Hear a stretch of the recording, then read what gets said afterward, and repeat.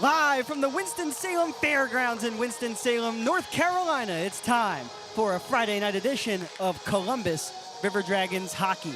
Hello everybody, my name is Liam Godimer. As always, it's an absolute pleasure to be here alongside all of you as the River Dragons get set for back-to-back meetings starting tonight against the Twin City Thunderbirds.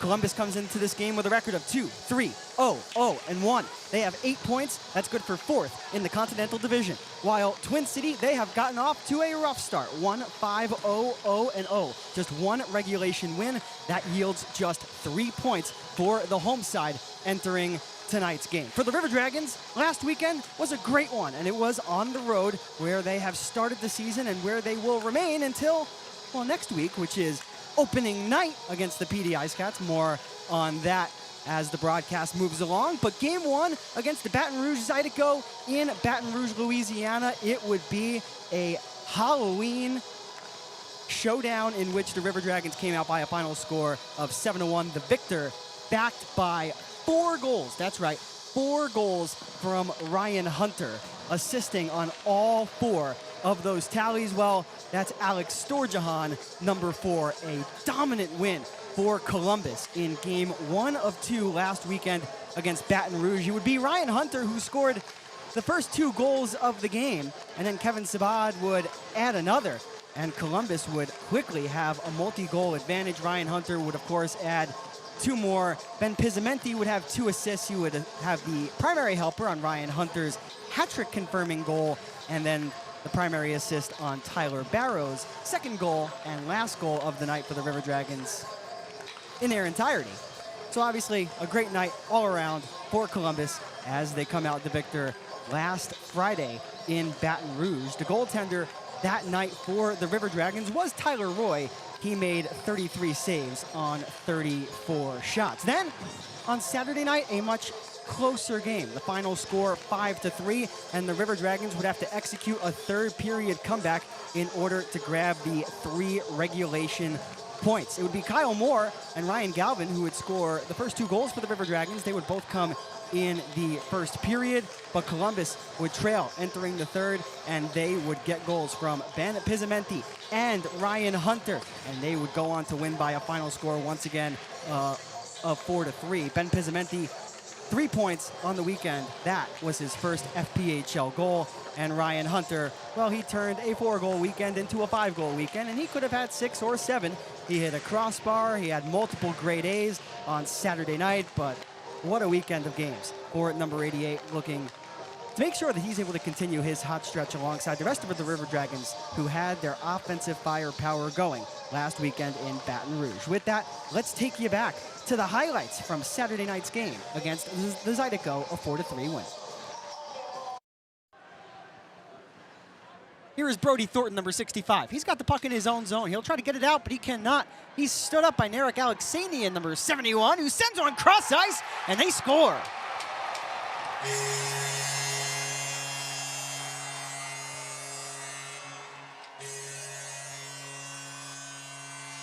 Narek Alexanian to Ross Bartlett to the back of the net. 1-0 Baton Rouge, a $1.16 into the game. All 7 goals for Columbus came at even strength. Austin Weber in the box, and the River Dragons have tied the game. Kyle Moore right in front of the net.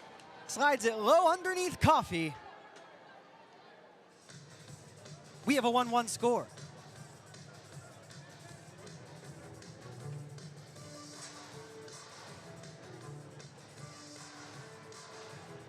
But this might be a break for Scott Chirac. He's got a step, and he scores.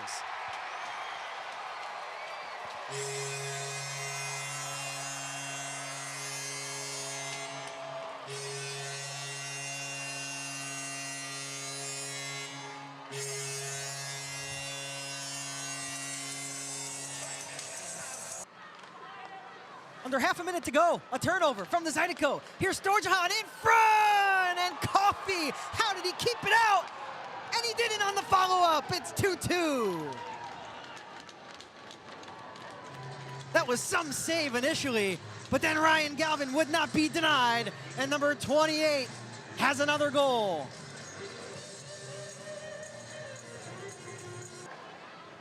Huge hit onto Thornton. He went down, but immediately gets back up and blocks a shot in front of Babin, but the puck goes in.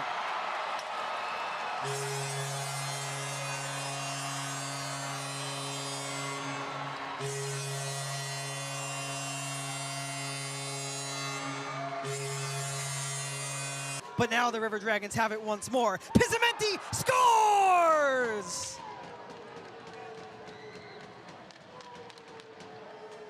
.435 into the third. Ben Pizzamenti says, here's my first of my FPHL career. We're square.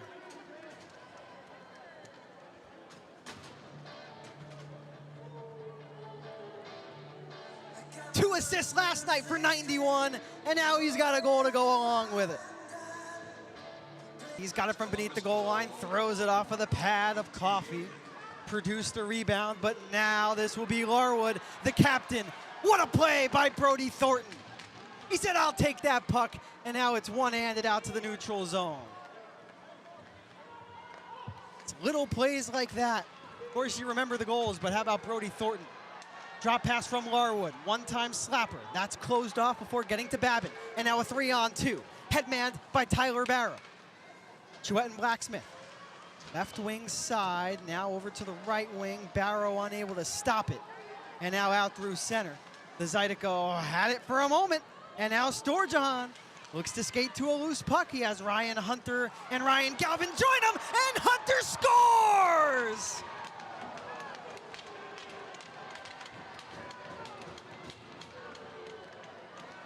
Oh, baby, the River Dragons come back to tie the game. And as you just saw in their last game, the River Dragons taking down the Baton Rouge Zydeco in a comeback 4-3 win. A quick recap of that game. It would be the Baton Rouge Zydeco who would score the first goal of the game, and it came 1 minute and 16 seconds in off of the stick of Ross Bartlett, assisted by Narek Alexanian. That would give the home side a 1-0 lead, but Kyle Moore on the power play. He would tie the game. Kyle Moore not in the River Dragons starting lineup tonight. More on that as the pregame moves along. Scott Chirac would score his second goal in as many games to give the Zydeco their lead right back. But before the first period was out, it would be Ryan Galvin. He would confirm his 6th point in 6 games to begin the season to tie the score at the end of 1. Only 1 goal would be scored in the middle frame. That came off of the stick of Hunter Hall at 7:20. That was a net front redirect that beat Trevor Babin, and as a result, Baton Rouge had the advantage going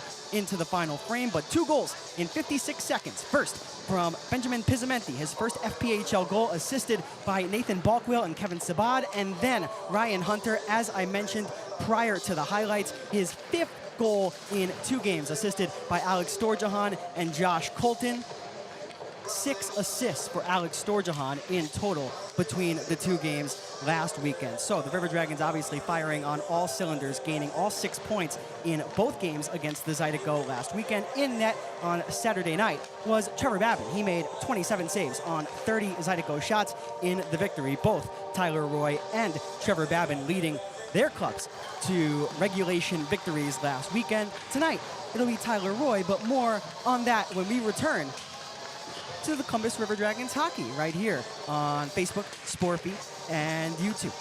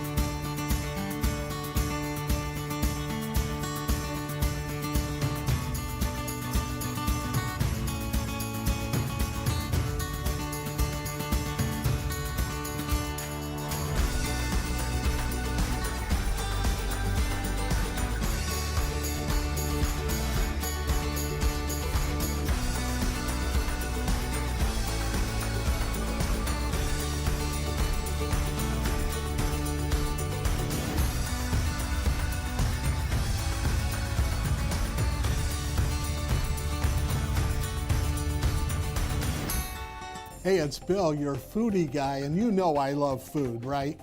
So we've teamed up with Mike and Ed's Barbecue in Columbus on Schaumburg Road and our friends at Pepsi Buffalo Rock to create $1 Wing Wednesday. Look what I've got here. I've got a pile of wings, I've got my celery, and I've got my free Pepsi. I'll see you at Mike and Ed's on Schaumburg Road in Columbus.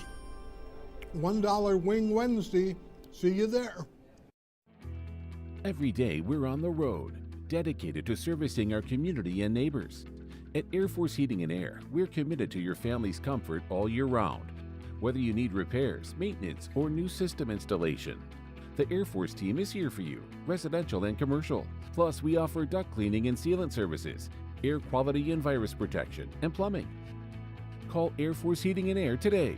Serving you is our top. Vector Ply Corporation is a world-leading manufacturer of carbon, fiberglass, and Kevlar composite fabrics located in Phoenix City, Alabama. Our customers depend on us to produce iconic brands such as Malibu and Nautique boats, Cub Crafter airplanes, and the historic C8 mid-engine Corvette. Even the light poles surrounding the Columbus Civic Center were produced by a Vector Ply customer using Vector Ply fabrics. If you're looking for an exciting career with a growing manufacturer located right here in the Chattahoochee Valley, visit our website, vectorply.com, to learn more about Vector Ply and our opportunities.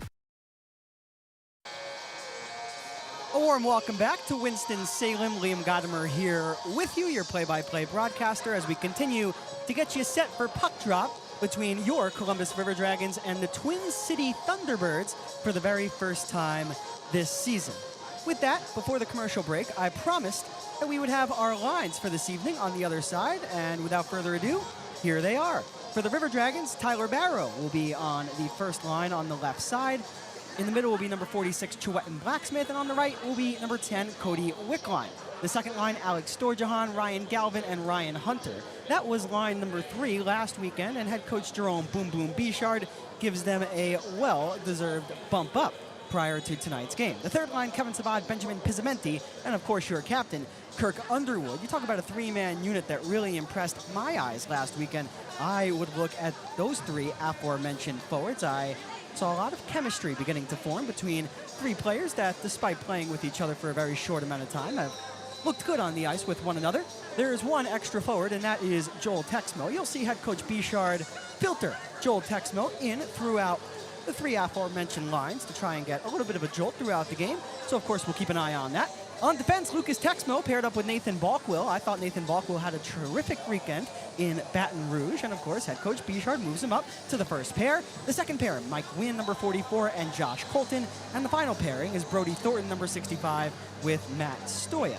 In goal is Tyler Roy, number 35. And backing him up is Trevor Babin. Roy, in his last start, as I touched on at the top, in Baton Rouge, made 33 saves on 34 shots in the victory. The 26-year-old netminder, 6'2", 175 pounds, out of Brighton, Michigan. 5 games played this season, a little bit of a skewed stat line due to the off-ice officials in Florence, South Carolina. First ever game for the PD Ice Cats. Of course, there are going to be some issues, but Tyler Roy did not get credit for his wonderful start in which he helped the River Dragons earn 2 points in the shootout win on opening night in Florence. But he is 2-1. The goals against average is accurate, 2.94, but the save percentage is not. So you can put a little asterisk next to 898. He should be around 925, 930 if you ask him, but we'll leave the stats at that. Those are your starting lines for your Columbus River Dragons this evening. And with that, it's now time to take a look at the fire starter of the night. And for me, how can I not look at Alex Storjahan? Of course, prior to last Saturday's game against Baton Rouge, I took a look at Ryan Hunter, who preceded that night with a 4-goal outing. Well, Alex Storjahan throughout last weekend, as I've mentioned a couple of times throughout the broadcast already, 6 assists. You talk about being an integral part of your line, not just in the stat column, but in all 3 zones. That is what Alex Storjahan brings to the Columbus River Dragons. And he is a big game player. And let me tell you, folks, I don't have to tell you. Everybody watching on YouTube, Facebook, and Sporfy knows. The first meeting of the season between your River Dragons and the Twin City Thunderbirds, it's a big game. So I expect Alex Storjahan to get up tonight and provide a much-needed spark for Columbus in a building that has not been too kind to them over the years. With that, it's time for our Pest of the Game, presented as always by Cook's Pest Control. And I'm looking at Jacob Schnapp, number 6. He's no stranger to the Pest of the Game. The forward, 6'2", 205 pounds, out of Newport Richey, Florida. That's where Connor Green was from, former River Dragons goaltender. But number 6, of course, he is a pest, but he is a productive pest at that. 2 points in 4 games this season, 4 penalty minutes, but throughout his career, 116 points in 173 games. The penalty minutes, 509. So he likes to get into the rough stuff, and I'm certainly watching out for number 6 in tonight's game. He is the Pest of the Game, presented by Cook's Pest Control. With that, one more commercial break, and then when we come back, I've got Coach's Corner featuring head coach Jerome Boom Boom Bishard. You're watching Columbus River Dragons Hockey on Facebook, YouTube, and Sportfeed. We'll be right back. Dad, are we there yet? Not even close. Sweet.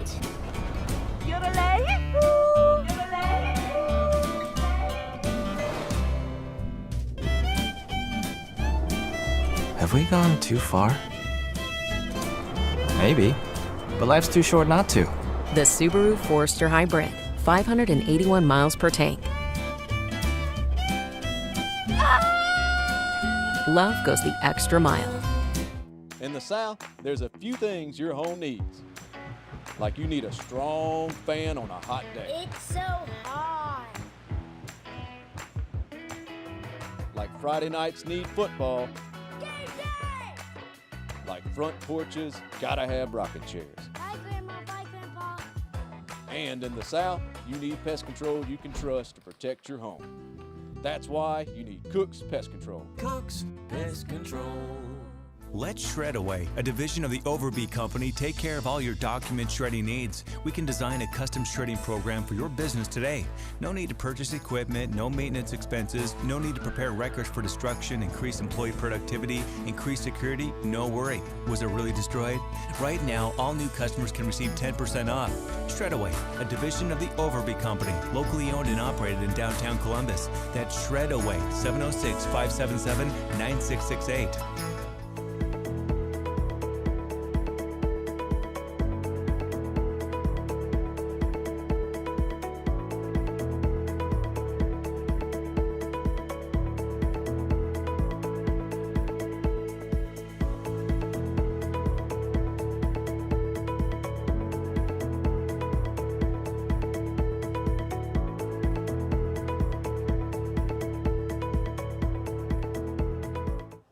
Coach, 6 huge points last weekend. What did you see from your team? You know what? I don't want to say we played a full 60 minutes both games, but probably a little sluggish off the bat. And then as the game went on, both games, we seemed to play better and get our feet moving and puck movement and all that stuff. So pretty happy with that. Specifically in terms of the second game, you described the third period comeback as gutsy. Can you go into that a little bit more in depth? Well, going into realistically, I know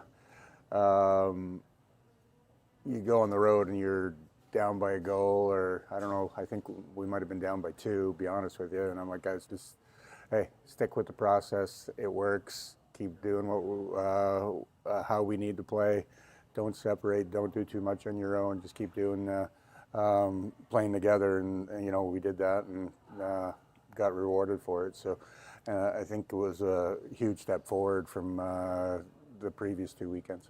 Turning the page to the Thunderbirds, what kind of challenge do they present facing them for the first time this year?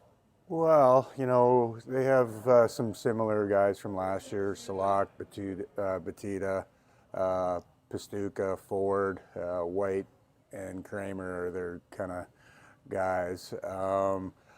And then you throw in a lot like us. You throw in a handful of new guys and this and that, and I think they're trying to find their way as well as us. So hopefully we found our way last weekend, and we can continue to do what we need to do here.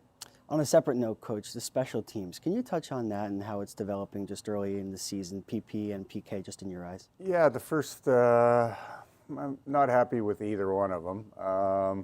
I know our stats on the... We got gypped on a couple. Yeah, I know our the leaderboard there, I don't think is an accurate portray of what it is, but it's still not where we need to be.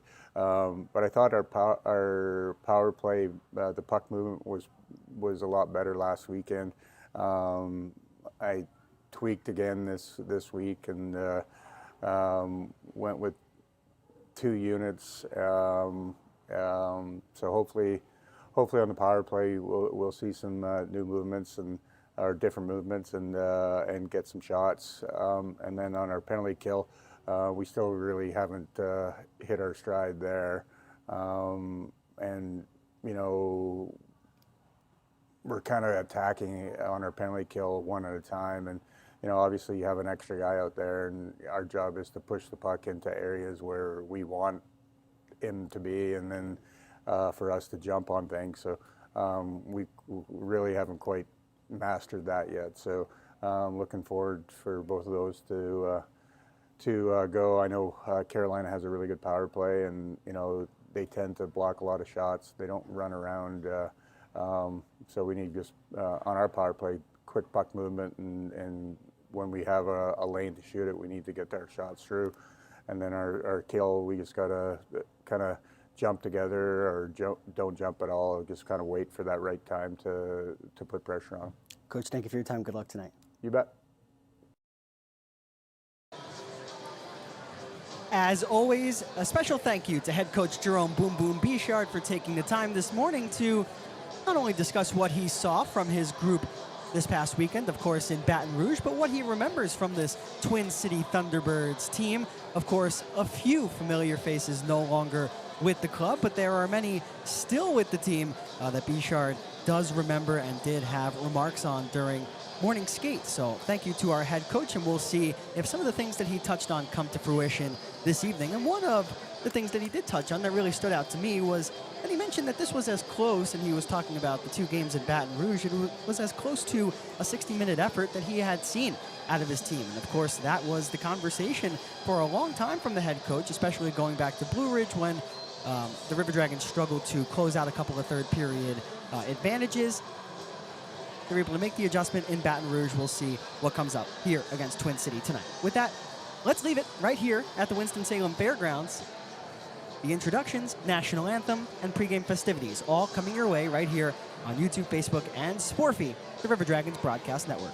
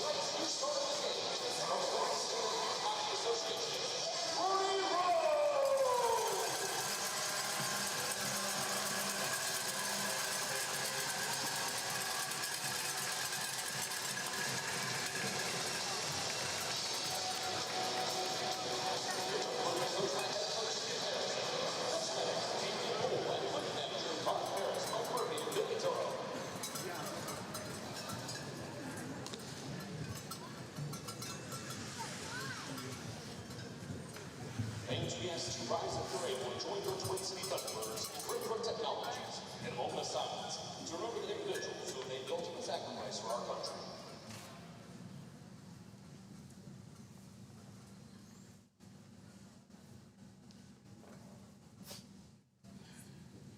Thank you. Great Technologies offers a comprehensive suite of industrial automation, integration, and motor control services. Visit Great Technologies at greatbrook.com. Thunderbirds fans, please will help us recognize tonight's Design Shop Special Service member, Zachariah Edwards.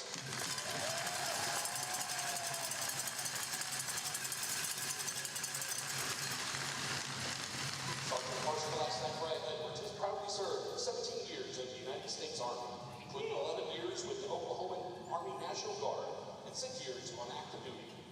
He currently serves as the Brigade CBRN NCO with the 35th Corps Signal Brigade and the 18th Airborne Corps, Fort Bragg. His deployments include Operation Enduring Freedom and Operation Spartan Shield. He remains dedicated to his soldiers, his unit, and his community with professionalism and humility.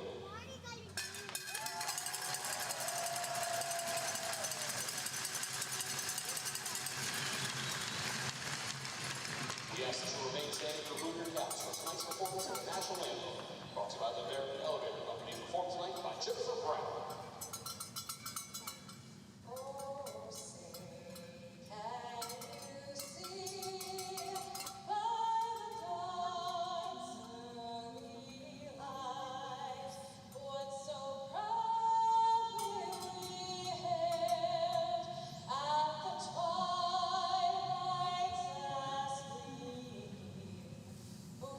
Stripes and bright stars through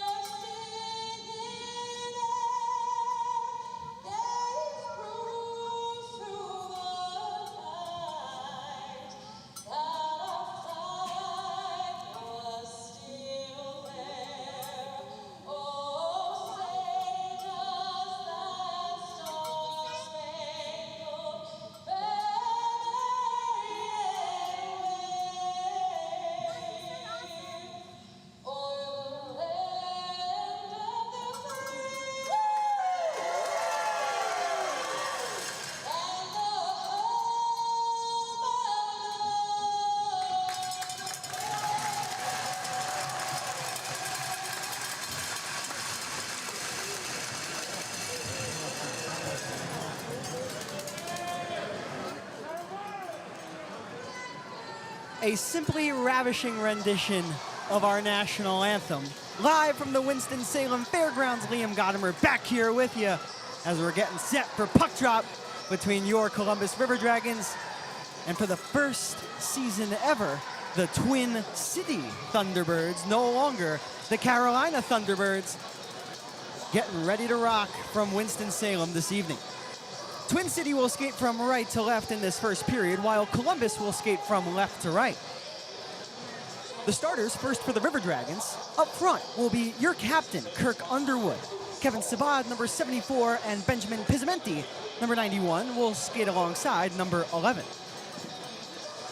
On defense will be Nathan Balkwill and Lucas Texmo, while in between the pipes, it's Tyler Roy, number 35. 26 years old out of Brighton, Michigan. Made 33 saves on 34 shots in his last start, a victory in Baton Rouge last weekend. Twin City wins the faceoff, and we are underway tonight.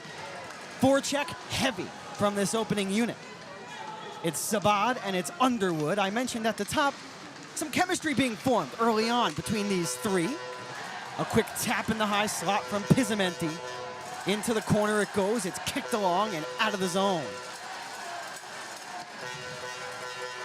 This is Roman Kramer, number 18. He'll send it over to the far side. The puck comes towards Roy. He makes an easy save.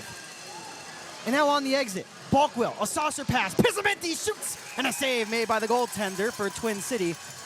That's Dyson Skinner, number 31. 6'1", 190 pounds out of Billings, Montana. Dyson Skinner, no stranger to multiple leagues, professional hockey. Of course, he's spent time at my previous spot, the Atlanta Gladiators in the ECHL. So far this year, 2 games played, he's lost both of them in .899 save percentage. And in total for Twin City, it's been a rough start. They're just 1-5-0-0-0. As Dyson Skinner makes a save, the puck turned over. Tyler Barrow putting the pressure onto his man, but making the recovery in his first game as a Thunderbird is Liam Blomqvist. He wears number 22. But the puck kept in nicely by Barrow, but it's floated over his stick right next to the Twin City bench. And Brody Thornton will whip it in, stopped down beautifully by Cade Hanley. What a defensive play there by number 3. That was a howitzer of a zone entry that he just stopped down with his stick on his forehand and now moves the puck into River Dragons ice. If you're just joining us, we're a minute 25 into the Chick-fil-A Midland first period. As here's Cody Wickline, number 10. Near a wall, he'll center towards the goal, and Skinner stops it down. Joetten Blacksmith was driving the net.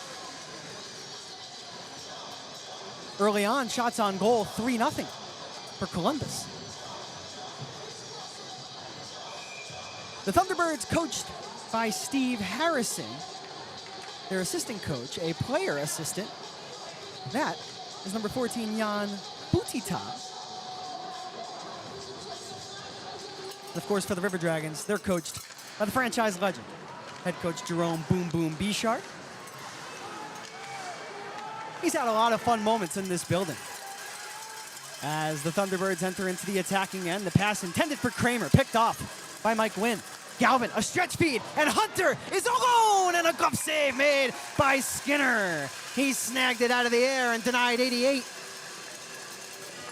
of his 6th goal. Ready for this? That would have been his 6th goal in 6.5 periods if he had scored. But Skinner raised up the glove and said, "Not today, Mr. Hunter," but a power play to come. Into the box goes number 19. That's Josh Sligers. And this will be a Publix power play.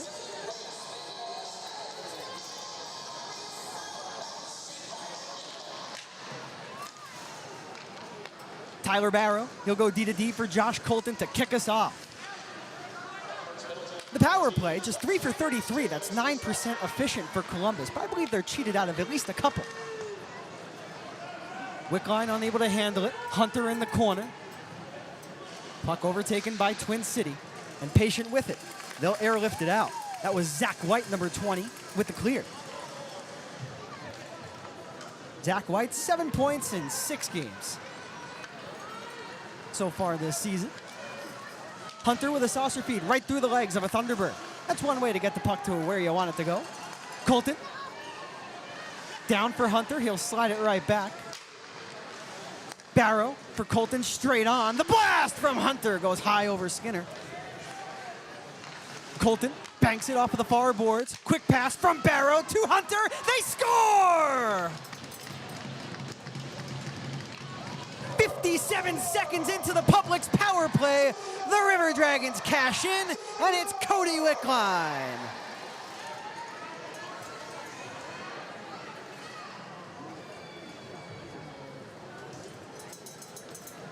.253 into the game. The River Dragons up 1-0.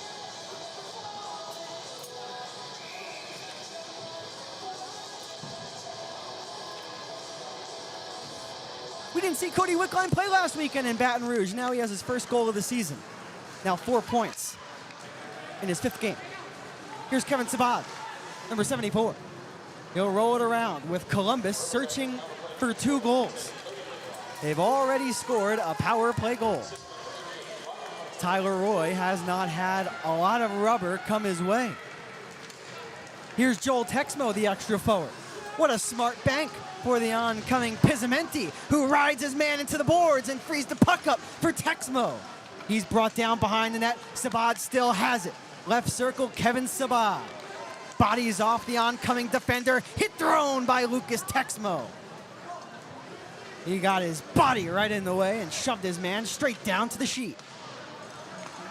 But now Cade Hanley will pick it up. That's the blue liner for Twin City, and he'll bounce it in on Balkwill. As we approach 4 minutes gone by here in the first period, if you're just joining us, it is 1-0 Good Guys. As Jacob Schnapp on the ice for the first time tonight. He's the pest of the game, presented by Cook's Pest Control. And guess what? He's going to the box. 2 straight power plays for the River Dragons. They scored on their first one. What will come of the second? That unit right back out onto the ice. Jacob Schnapp to the box.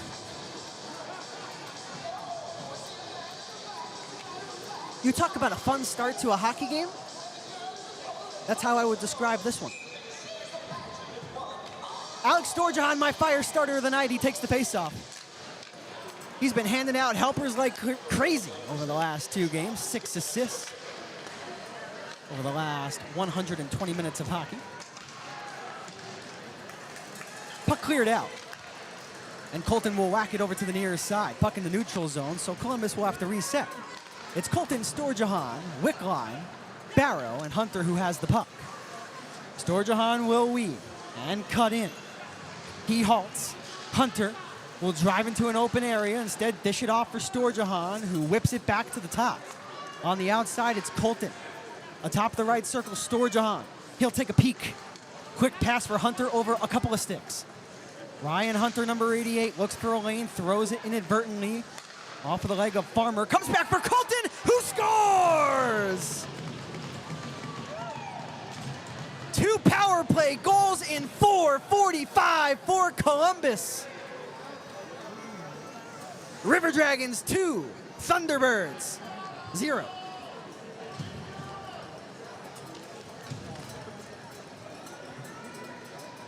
That shot from Colton beats Skinner clean from the blue line. Thank you very much to Jacob Schnapp, our pest of the game. He goes to the box, and another power play goal scored. And not many shots have come towards the way of Tyler Roy, and right as I say that, he makes a save. The centering feed taken by Captain Kirk Underwood. Here comes number 11. There was a lot behind that dump in. Sabad settles it down. 2 Thunderbirds come right over to the area. Multiple players in pursuit of the biscuit. This is Brody Thornton, number 65. He shoots through traffic, and that's just stopped down before getting to Skinner. The clearing attempt taken by Underwood. He lets it fly, safe rebound, and Sabad couldn't let it go. Columbus inches away from taking a 3-0 lead before we've even hit a media timeout in this game, as now we have an icing. That will be on the River Dragons, and the faceoff will come right to the side of number 35 in white. That, my friends, is Tyler Roy.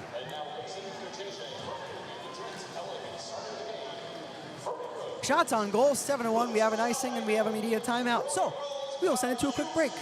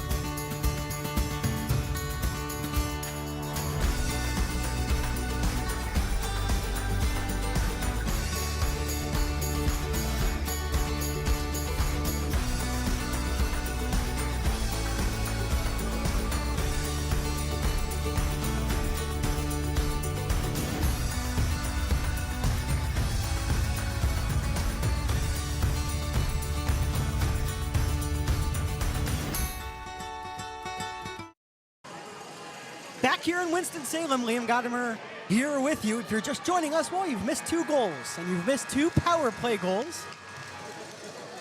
14:27 to go in the frame. The River Dragons receiving tallies first from Cody Wickline, then from Josh Colton. For Wickline, that was his first goal of the year. For Colton, that was his 3rd. Colton had 2 assists on November the 1st, the last game for Columbus in Baton Rouge. You talk about a point-producing defenseman. That is Josh Colton. Josh Colton also certified good guy. Everybody on the River Dragons certified good guys, though. But Colton especially. He's been fun to get to know early on here. The goals officially. First 2:53 on the power play. Wickline from Hunter and Barrow as we go through a little bit of a delay as we get set to drop the puck. And then at 4:45, also on the power play, Colton from Barrow and Hunter. So Barrow and Hunter team up on the assists on both power play goals, but 2 different goal scorers. Wickline, and then Colton. So the face-off in the River Dragons zone, and now it's played out. Pizzamenti on the backhand will lay it softly, intended for Underwood. The puck did get deep into the Thunderbirds zone, so Captain Kirk will take that opportunity to pull up, lay a little bit of a snow shower onto his bench, and get a line change.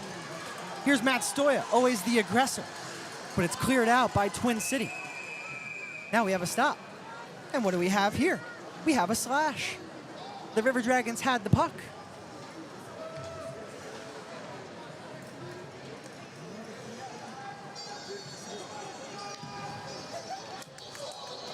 Two minutes for a slash, and the guilty party, Matt Stoya.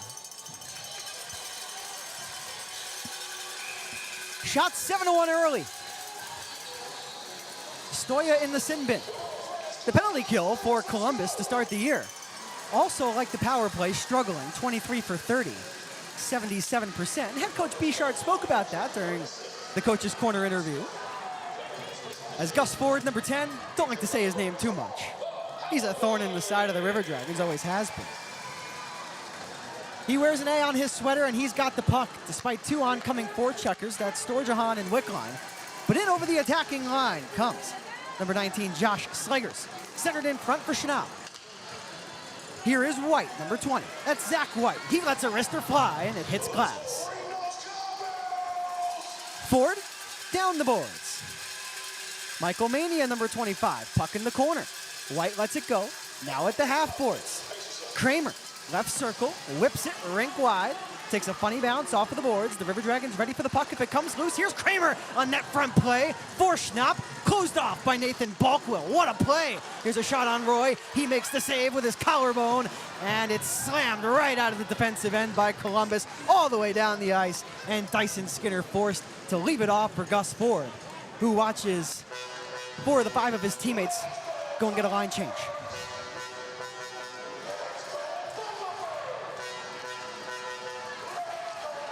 And of course, this is the floor and decor penalty kill, as we have an offsides and over the attacking line. And that's an opponent's offsides, which as always is presented by our friends at Old School Barbershop. Need a little off your sides? Appointments are required, so call or book online 24/7 from Instagram, Facebook, or by visiting www.oldschoolbarbershop.com. Shop spelled SHOPPE. Back to the floor and decor penalty kill we go. Half a minute. Dyson Skinner makes a glove save. He'll stop it down, and now skating the puck out will be Yuri Pestica, the Czechian defenseman. He'll go all the way behind Tyler Roy. Puck played around by Dion Demke. Now back beneath the goal line again. Quick feed, calling for the one-timer, and taking the wrist shot was Pestica, and he missed the net. Pestuka's got it back. Stoya out of the box. The puck smartly banked off of the near boards. This is number 16, Jan Salak. He's pressed up to the kick plate by Wynn. Boutia, the player assistant coach, will roll it around. Here's the one-time blast, and it hit the post. Pestuka was ready for it, and he got every last inch. But the goaltender's best friend, there to help out Tyler Roy. But the River Dragons right now having a ton of trouble getting out despite being back at even strength. But finally, it's lollipopped as far as the center ice line. But the Thunderbirds will work it right back in. Here come the push from Twin City. After going down 2-0 thanks to 2 power play goals against. First from Cody Wickline, then from Josh Colton.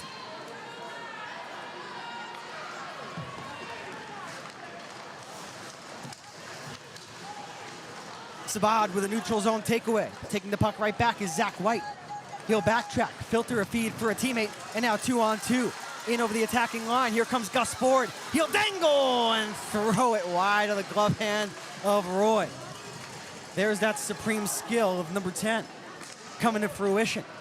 Kirk Underwood will skate quickly out of his own end and lead Pizzamenti, but that will be an icing. A close icing, but the right play. Whistle down, or the right call whistle down by the linesman. 9:32 into the period.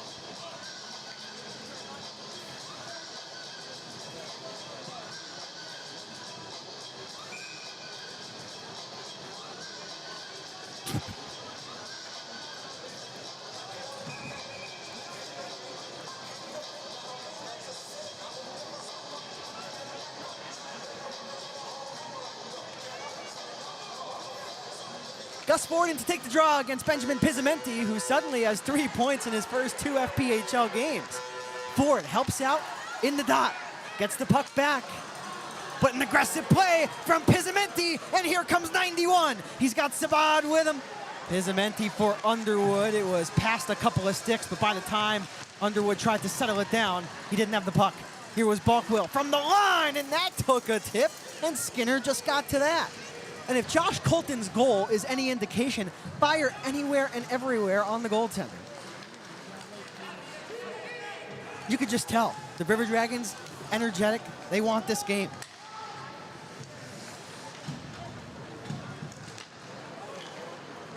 And with the home slate coming up next weekend, no better time to get yourself rolling in the FPHL season. Here's Boutia. He'll try to dangle around Thornton, who stops him down, but Schnapp still sends it in front. And Roy came out aggressive, and I believe he got a piece of the puck with his stick. Now Ryan Galvin, number 28. He'll drive right wing side. He takes a hit from Hanley. Behind the net, the puck goes. In a battle goes Ryan Hunter. Formerly the FPHL's Rookie of the Year, number 88. Storjahan with him. You talk about 2 players who have immense chemistry. 44, 88, and 28. Schnapp, quick pass for Michael Mania. But he has the puck stripped by Brody Thornton, who despite being late in his shift, makes the defensive recovery, gets to the neutral zone, and he'll punch it down deep into Thunderbirds territory. Thornton makes another defensive play. He needs to get a line change here. He goes off. Here's Don Carter Jr., 6 foot 201 pounds, formerly of the Biloxi Breakers. He settles to the front. Now in front, it's not whacked in. Oh, Roy was right out of his net. And how was that one missed? I believe that was Carter Jr., who was right in the goal crease with a wide open cage to look at. Thunderbird still with it. Roy with the save, and oh man, it's up along the near post, and somehow 35 White keeps it out. A slap shot, that one hits the post. Madness here in the offensive zone for the Thunderbirds. They've done everything but score on this shift. Here's another blast, not taken on the one-timer. Pestica takes the wrister instead. Let's settle it down. Puck goes out of play, a face-off to come. 7:56 to go in the first period. Here comes immediate timeout. The score is 2-0, but the pressure on the way from the Thunderbirds. Let Shred Away, a division of the Overby Company, take care of all your document shredding needs. We can design a custom shredding program for your business today. No need to purchase equipment, no maintenance expenses, no need to prepare records for destruction, increase employee productivity, increase security, no worry. Was it really destroyed? Right now, all new customers can receive 10% off. Shred Away, a division of the Overby Company, locally owned and operated in downtown Columbus. That's Shred Away, 706-577-9668. Imagine a life-changing injury. Imagine the fear and unknown. The Houston Clinic Sports Medicine Team, the only physicians in the area with advanced certification in orthopedic sports medicine, treats sports injuries with innovative techniques. The Houston Clinic has helped nearly 1 million athletes live without pain. Imagine getting back in the game. Imagine the best game of your life. The Houston Clinic Sports Medicine Team. Back here in Winston-Salem, Liam Godimer here with you. If you're just joining us, the River Dragons are up 2-0 after 2 power play goals. First from Cody Wickline and then from Josh Colton, both coming inside the opening 5 minutes of the game. But since then, Twin City, their push have come. 3 times the Thunderbirds have hit the post already in the frame behind Tyler Roy. The shots were once 7-1 River Dragons. They are now 7-6. But it's good to have that cushion. Now the power play, which only had 3 goals entering tonight and 33 opportunities, now has lit the lamp 5 times. Zach White, number 20. He'll circle back outside of the red line and lead Farmer. Farmer down the wall in the offensive zone. Pizzamenti tries to lift it out. Multiple players locked up. And now Pizzamenti will send the feed inadvertently off of the skate blade of Sabad, and White right at the end of his shift will wait for the remainder of his teammates to get onside and subsequently fire the puck into the zone. Here's Underwood, chipped in. Sabad and Pizzamenti on it. That unit remains on the ice, but now played out. 13 minutes exactly gone by here in the first period. It's 2-0.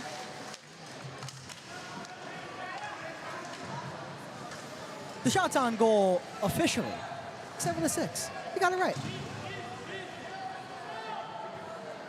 Special thank you to the folks here at the Winston-Salem Fairgrounds, the off-ice officials who have been wonderful, and some production help as well. Can't do it without you. Here's Schnapp, the pest of the game. The blast from the right, and Roy comes out and swats it down. Butita had it for a moment. But now it's played over to the near wing. Offensive zone for the River Dragons. Storjahan there with Hunter and Galvin. Quick pass from Hunter for an oncoming Storjahan. It missed him, but Storjahan makes the recovery stick lift, and now Galvin's got it. At the goal line, pirouetting is Galvin. Now to the blue line, calling for the puck from Thornton is Stoya. Stoya, a wrister, scores! Matt Stoya makes it 3-0 Columbus.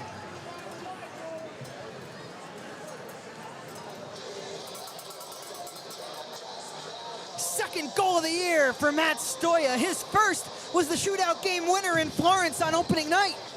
And now his second gives the roadside a 3-goal advantage here in Winston-Salem.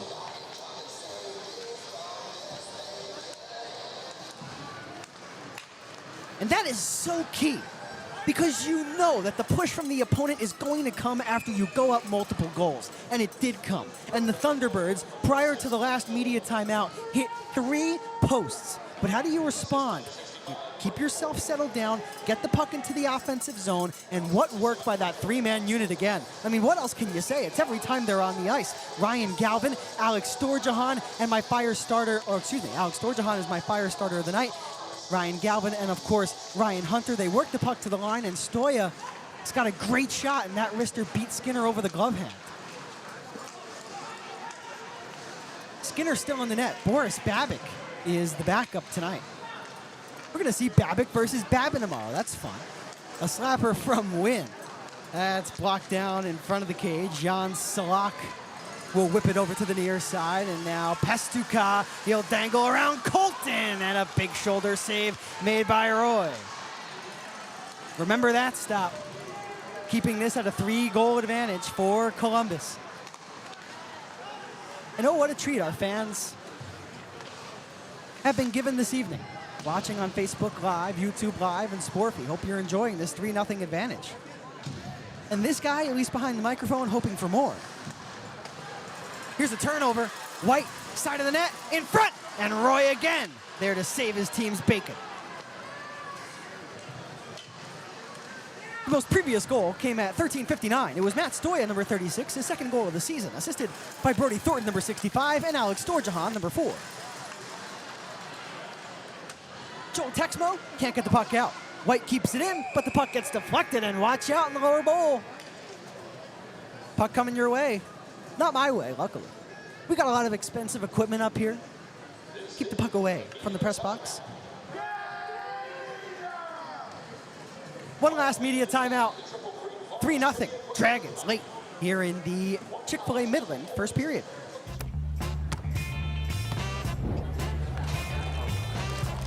Hey, playing for an ultra? We playing for ultras? Brace you for an ultra? Put an ultra on it. Don't forget, there's ultras on the line. I didn't.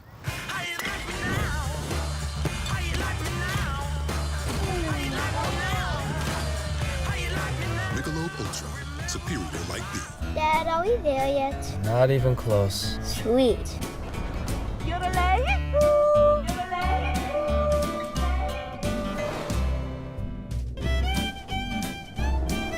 Have we gone too far? Maybe, but life's too short not to. The Subaru Forester Hybrid, 581 miles per tank. Love goes the extra mile.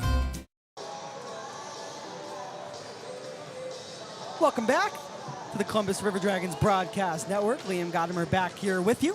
A 3-0 lead, but Tyler Roy with some big saves early on to keep the Twin City Thunderbirds off of the board. And this is a reminder that you can get Tyler Roy's jersey right off of his back on Dash.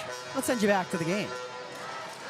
Both Tyler Roy and Jouett and Blacksmith jerseys from this weekend will be available on Dash.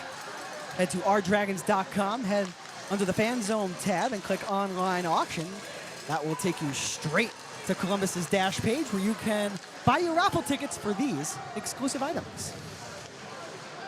Right back into the attacking end comes Columbus.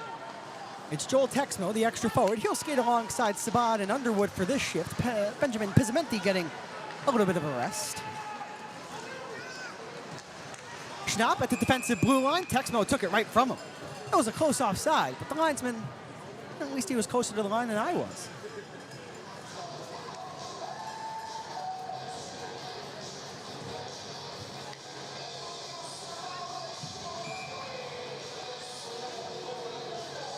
.354 to play here in the first. The River Dragons and the Twin City Thunderbirds for the very first time this season. Twin City have lost 4 straight games as they have iced the puck. They're at home next 5 of 6 games. Looking to turn their season around. Still early, 1-5-0-0-0. We know how dangerous this cup can be. And a lot of mainstays still here. Hunter shoots off the draw. Skinner makes the save. That gave him a lot of trouble. That's Ryan Galvin and Alex Storjahan helping to set up another grade A look from Ryan Hunter. That's 2 in this period. He had a breakaway to kick us off in which Skinner robbed them with the glove hand. Now the Thunderbirds punch it out. This will be some speed as they come in over the attacking line. It's Mania, but what a defensive play as the River Dragons will ladle it the other direction. Storjahan to the front, kicked out by Skinner. Mania has the puck taken from him by Hunter. His pass for Colton, it bounced. And now this might be numbers, but the Thunderbirds in the midst of a shift. So it's just chipped into the River Dragons zone. 1 forechecker in on the puck. That's Liam Blomqvist. And Columbus will be able to settle it down back behind their own goaltender.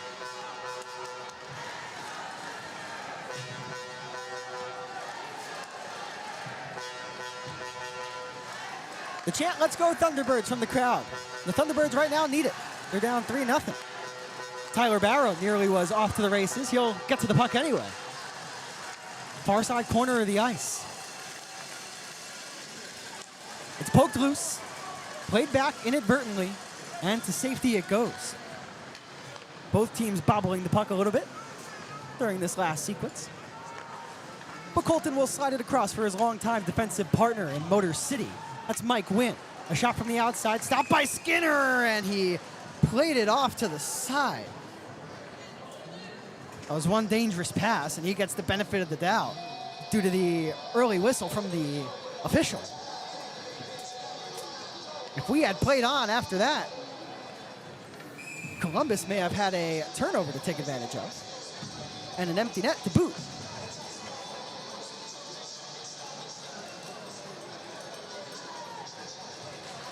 Kirk Underwood on the faceoff. It's a tie-up, and Gus Ford will win it back for his club. This is Cade Hanley, number 3. Over for Ford. Gus Ford ended the River Dragons season last year, and this building in overtime.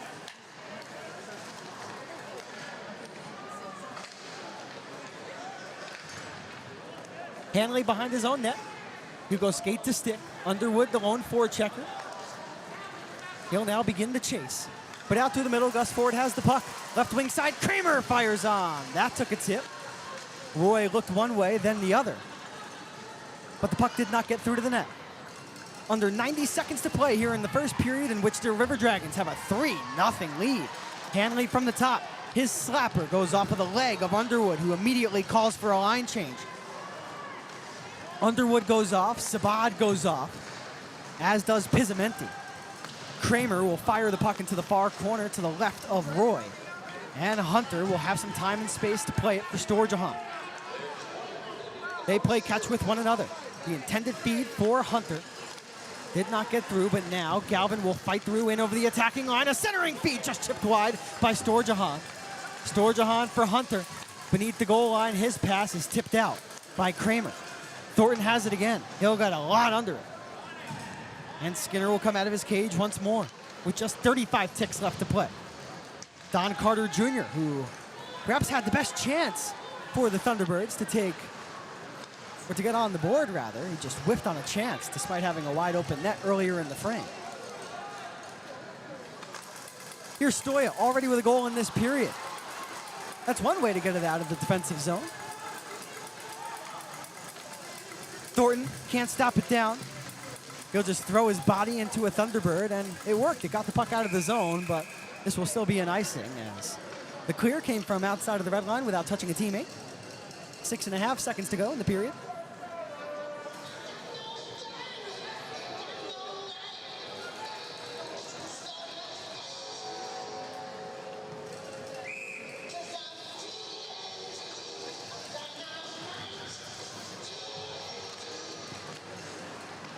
Off the face-off, White wins it back for his team. Quick shot, took a tip. Did not get through to Roy, and that ends the first period.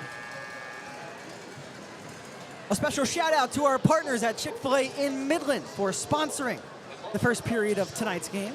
Not just tonight, but every night on the River Dragons Broadcast Network. We'll send it to a quick break, and then when we return, I've got a full recap of a big-time opening period for the River Dragons. They're up 3 goals over the Twin City Thunderbirds. Stick with us.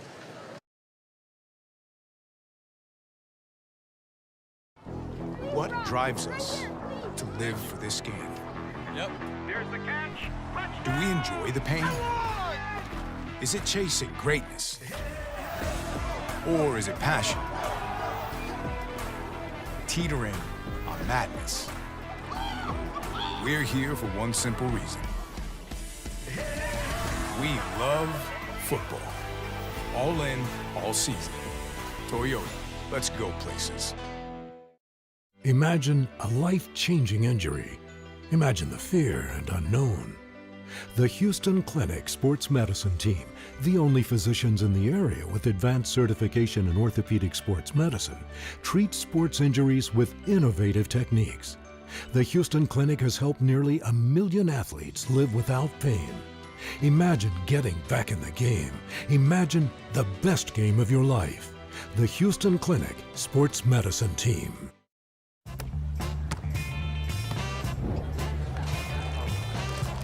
Hey, play for an ultra? We playing for ultras? Brace you for an ultra? Put an ultra on it. Don't forget, there's ultras on the line. I didn't. How you like me now? How you like me now? Ultra. Hey, grab me one too.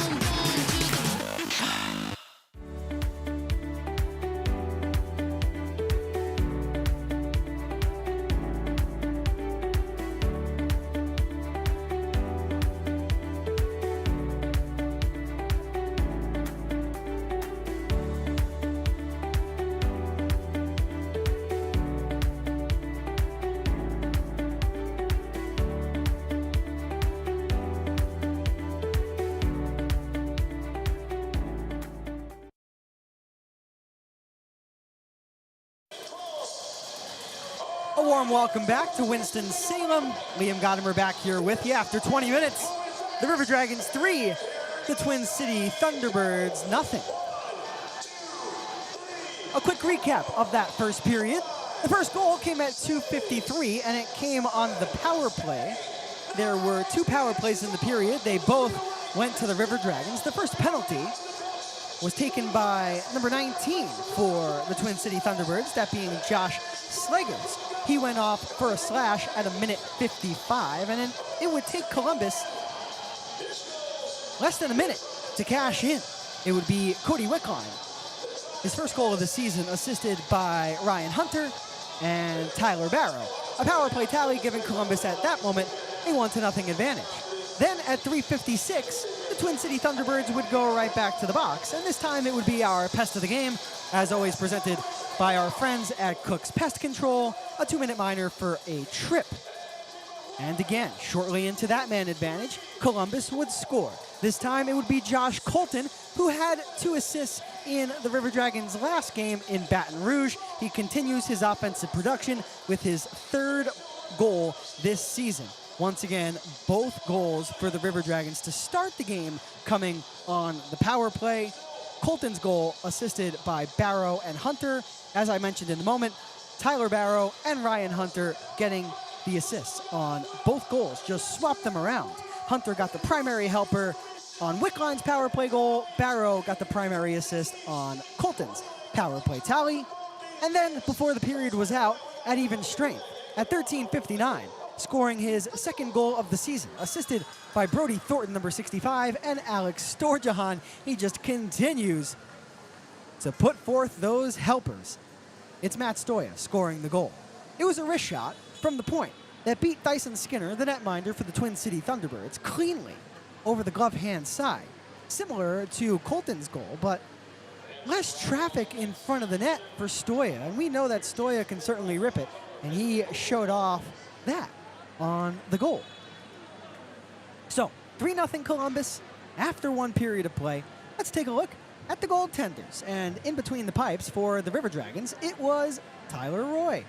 And Tyler Roy saw 8 shots in that opening period, and he made 8 saves. Well, the scoreboard on YouTube, Facebook, and Sportfee says 9, but officially it is 8 shots on goal for Twin City, and as a result, 8 saves for number 35, Tyler Roy, who in this evening's contest is searching for his 3rd win of the season. And in his last start, he was magnificent, making 33 saves on 34 shots in the win in Louisiana.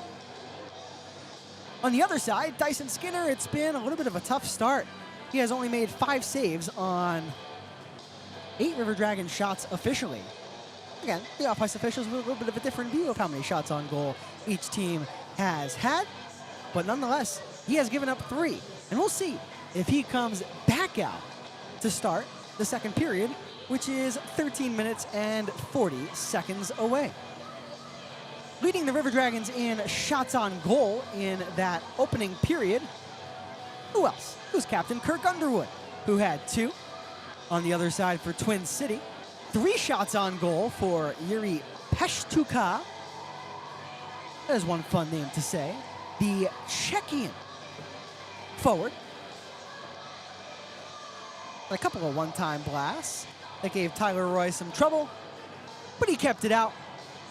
And of course, as I mentioned, Tyler Roy went 8 for 8 in that opening period of play. With that, let's send it to another commercial break, and then when we come back, I've got the out-of-town scoreboard, which, as always, is presented by Zelmo Zippin.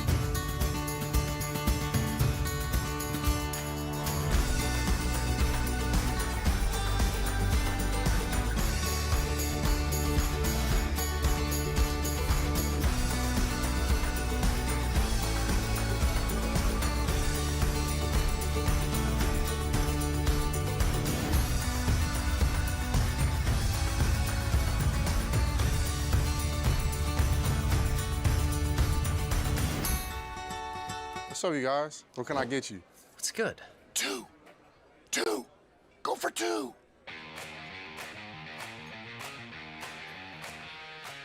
How about the 2 for $25? You get 1 app and 2 entrees, like our new grilled cheese cheeseburger. Let's go for it. That's right. We always go for 2. Applebee's 2 for $25. 1 app and 2 entrees. That's eating good in the neighborhood.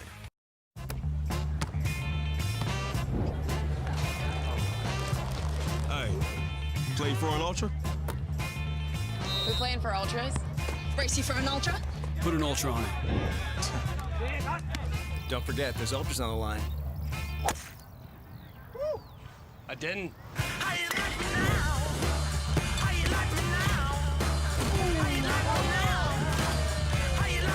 Michelob Ultra. Superior like beer. Imagine a life-changing injury. Imagine the fear and unknown. The Houston Clinic Sports Medicine Team, the only physicians in the area with advanced certification in orthopedic sports medicine, treats sports injuries with innovative techniques. The Houston Clinic has helped nearly 1 million athletes live without pain. Imagine getting back in the game. Imagine the best game of your life. The Houston Clinic Sports Medicine Team.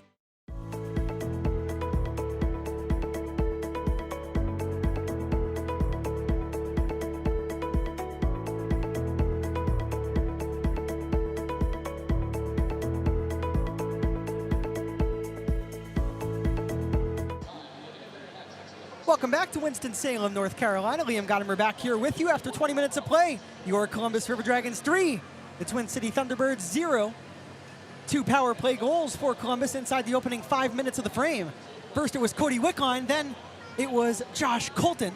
And to finish off the period, the goal coming at even strength, number 36, Matt Stoya from the blue line, making it a trifecta of tallies in the first period for your Columbus River Dragons. And the response from Twin City, just zip.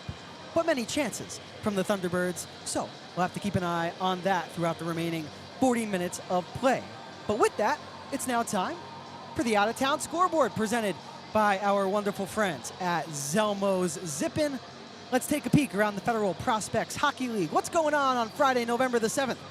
The Binghamton Black Bears, they're taking on the Indiana Sentinels. 2-0 Binghamton, leading in the second period. Danbury and Watertown, that game 1-1 in the first. The Blue Ridge Bobcats, they're up 2-1 over Port Huron. That game in the second period.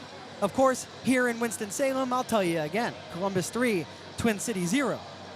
The Biloxi Breakers up 1-0 over Baton Rouge, and that concludes the out-of-town scoreboard for now. As always, presented by Zelmo Zippin. We'll continue to take a look around the FPHL throughout the remainder of the broadcast. With that, it's a special reminder that you can still get your season tickets today by calling our front office at 706-507-4625 or by visiting ourdragons.com opening night is, well, let me check my watch, a week from today, Friday, November the 14th, 7:35, the puck drop. The PD Ice Cats coming to the Civic Center. You will not want to miss it. And the first 3,000 fans to opening night, courtesy of Publix, will receive a co-branded Publix and River Dragons beanie. It's epic. I've seen it. You won't want to miss it. Get your tickets today and be there for opening weekend, which once again is a week from tonight at the Civic Center. I mentioned it during the first period, but you can still get the jersey off of the back of Tyler Roy and Joetten Blacksmith just by going to the River Dragons Dash page. How can you access that? Well, multiple ways. You can access it through our Facebook, through the link tree via our Instagram, but the easiest way is by visiting ourdragons.com. There's a tab right at the top of the screen. It's called Fan Zone. You click that. Right underneath, you'll see an option for online auctions. You click that button, it takes you straight to the Columbus River Dragons Dash page where you can purchase raffle tickets for your chance to win Joetten Blacksmith jersey straight off of his back. And Tyler Roy as well, who is in between the pipes tonight. And I'll mention it once more, perfect after 20 minutes of play. With that, I would also like to tell the fans about the limited specialty jersey pre-sale, open now until 11/16. You can purchase your very own customizable Outdoors Night jersey. These are the exact jersey our players will be wearing for our Outdoors Night on January the 31st. Brought to you in partnership with Realtree and Buffalo Rock.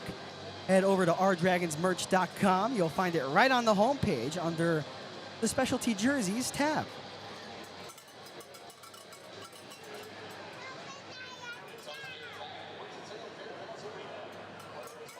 With that, one more commercial break, and then when we come back, we've got some more intermission coverage, and then the second period coming your way. Dad, are we there yet? Not even close. Sweet.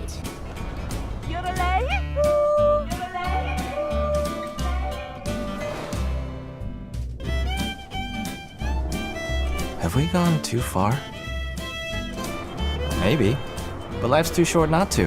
The Subaru Forester Hybrid, 581 miles per tank. Love goes the extra mile. In the South, there's a few things your home needs. Like you need a strong fan on a hot day. It's so hot. Like Friday nights need football. Like front porches gotta have rocking chairs. Bye, Grandma. Bye, Grandpa. And in the South, you need pest control you can trust to protect your home. That's why you need Cook's Pest Control. Cook's Pest Control. It feels like just yesterday our healing mission began. Inspired by visionaries, answering a higher calling. For 75 years, we've cared for this community, body, mind, and spirit. From checkups to life-saving heart surgery, from welcoming new life to supporting mental health and healing. For 3 generations, we've stood by your side, and our story is just beginning. Inspired by purpose, we are shaping the heart of healthcare.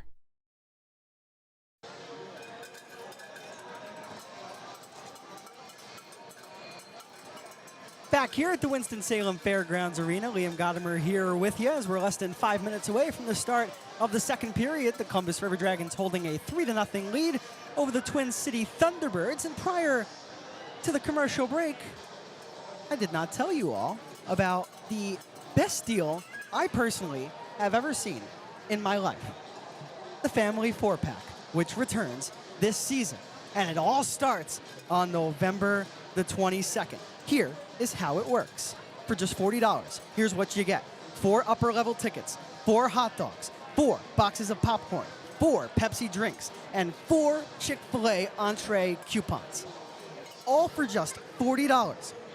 Family 4-packs are available for the following game nights, November the 22nd, which is, of course, is the first one, December 20th, January the 10th, February the 7th, March 7th, and April 11th. But hurry. You must order by noon the day before the game. So scan the QR code that is on your screen right now.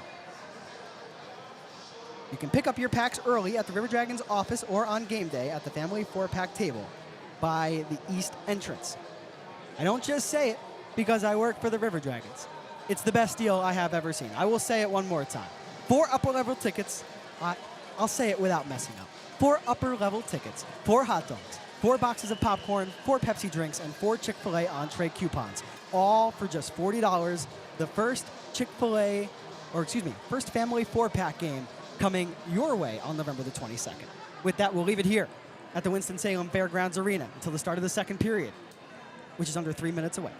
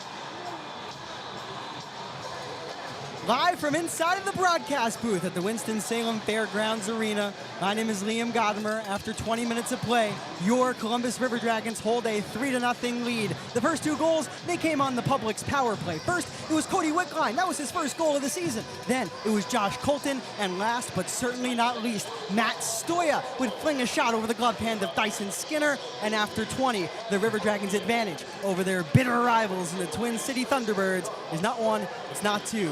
It's 3. What will the second period hold? Well, the puck is going to be dropped right now.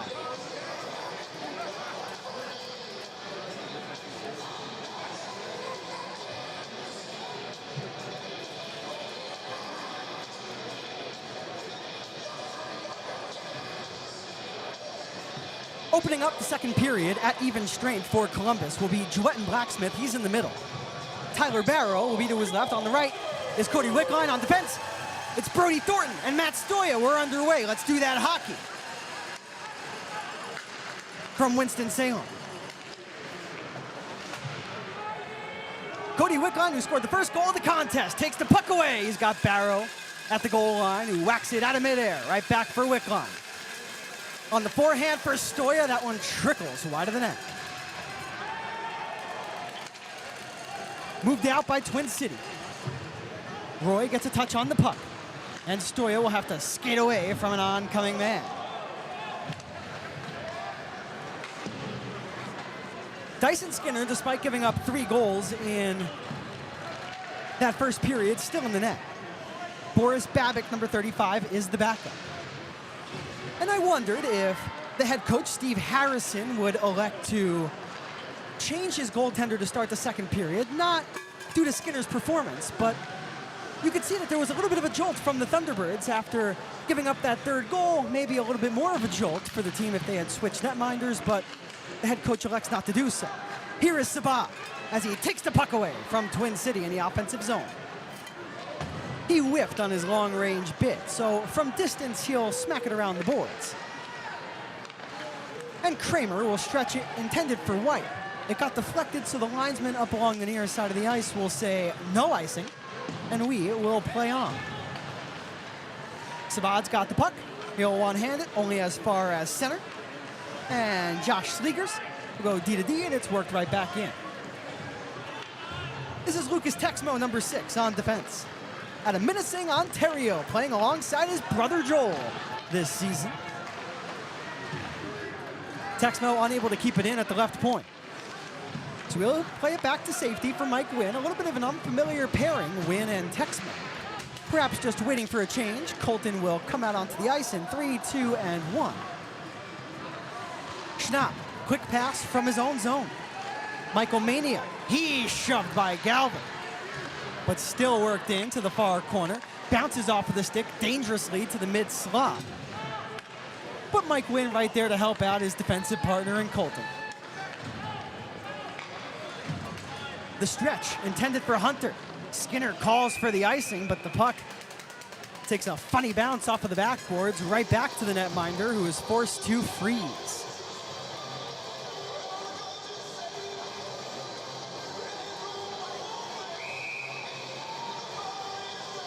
Between the two goaltenders, that being Dyson Skinner and Boris Babic, the two goaltenders 1-5 is their record. Both have save percentages under 900.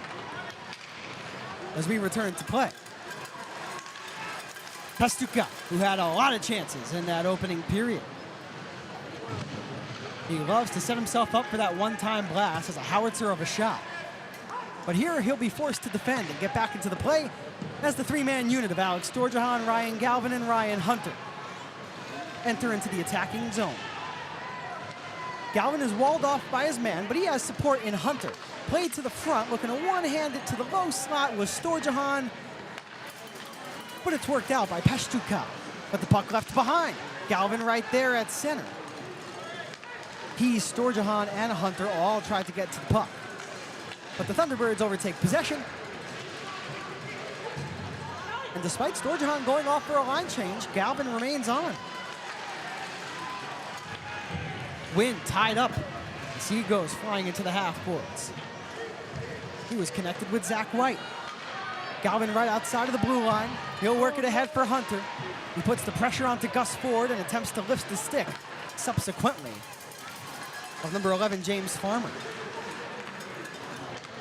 Brody Thornton, quick pass for Barrow. A little bit ahead of him. So making a defensive recovery just in the nick of time was Josh Slegers. Rink wide, pass for White.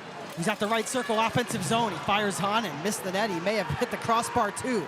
This may be numbers for Columbus. It's Barrow with Wickline. Here's Blacksmith. Glove save made by Skinner. Comes out for Thornton. Right side, Barrow. And skating dangerously in front of his own net will be Gus Ford, but he'll find White, and it's bounced in on Roy, who covers but keeps play going 4.5 minutes into the second. Sabat flying through neutral. He'll cut all the way in. He's hauled down to the ice as Don Carter Jr. was defending him. No call on the play. Kirk Underwood scoops it up. Quick pass, and Pizzamenti's drive was blocked. Pizzamenti again. Here is Texma. He couldn't handle it initially. Has the biscuit back. Calling for it is Stoya, already with a goal tonight. And his drive bounces. Lines up along the near wall. And skating quickly to it is Mania. Michael Mania roughed up in the near corner by Stoya. But still with the puck behind the net is Jan Butita, the player assistant coach.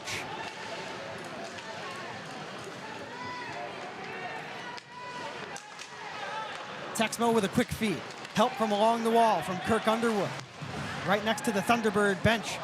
Underwood between a rock and a hard place, so he'll just backtrack, work the puck for his defense, and allow Stoya to stretch it up for Hunter, who's in, and a save by Skinner. You give Ryan Hunter an inch, he'll take a mile. And Dyson Skinner got a piece with the pillow on his leg. Let's head to immediate timeout, the first of this second period. The score, still 3-0.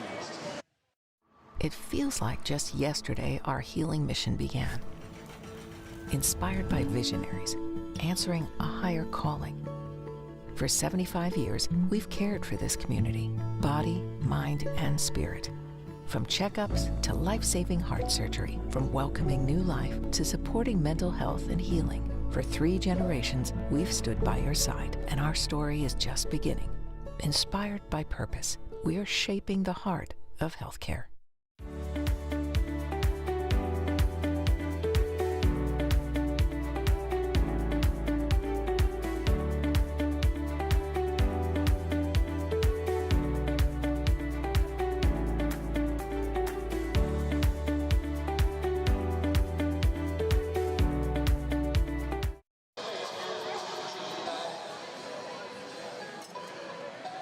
Good vibes in Winston-Salem. 3-0 the River Dragons lead, backed by 2 power play goals to begin the contest. First it was Cody Wickline, then it was Josh Colton. And to finish off the scoring up to this point, Matt Stoya at 13:59 of the first. Ryan Hunter and Tyler Barrow, each with 2 assists tonight. Alex Dorjahan has a helper, as does Brody Thornton. And well, wouldn't you know it, my fire starter of the night comes in to take the face-off. And the draw is one back to Cade Hanlon. Flipped up, glove down. No hand pass here, indicates the referee. Texmo will lay it ahead, and now Ryan Hunter may have a step behind the defense. Instead, he'll leave it back for Storjahan, who missed high to the glove side. Storjahan, top of the zone, does real well to keep it in. Throws it high off the window, and then to the wall.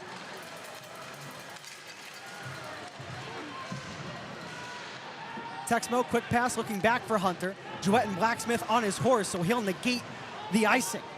Blacksmith has 3 Thunderbirds near him, and they're having a lot of trouble taking the puck. Hunter's got it. He'll drop it back for a win. The defenseman, who had a good look at the cage, instead he'll reverse.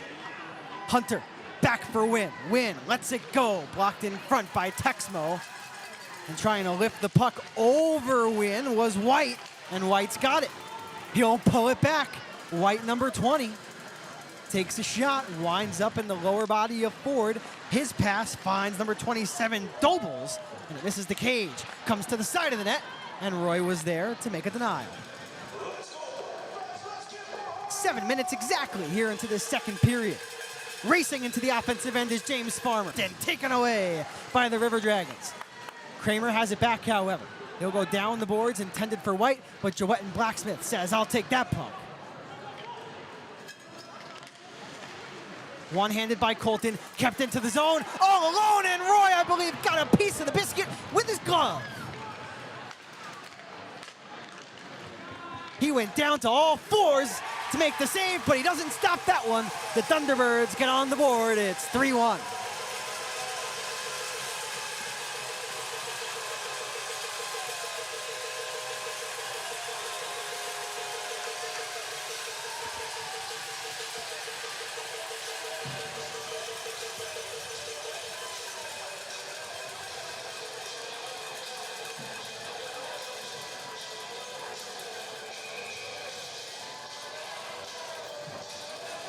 Roman Kramer gets the goal.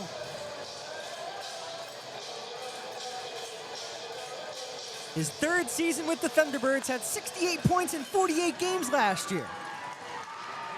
And he gets his 2nd goal of the campaign.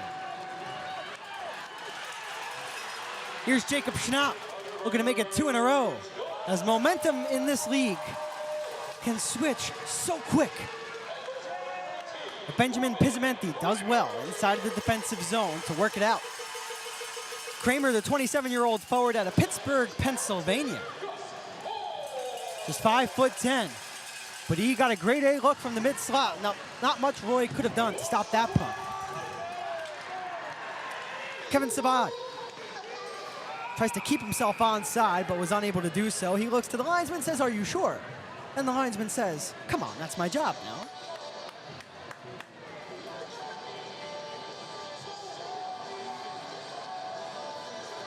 To catch you up on the goal for the Thunderbirds,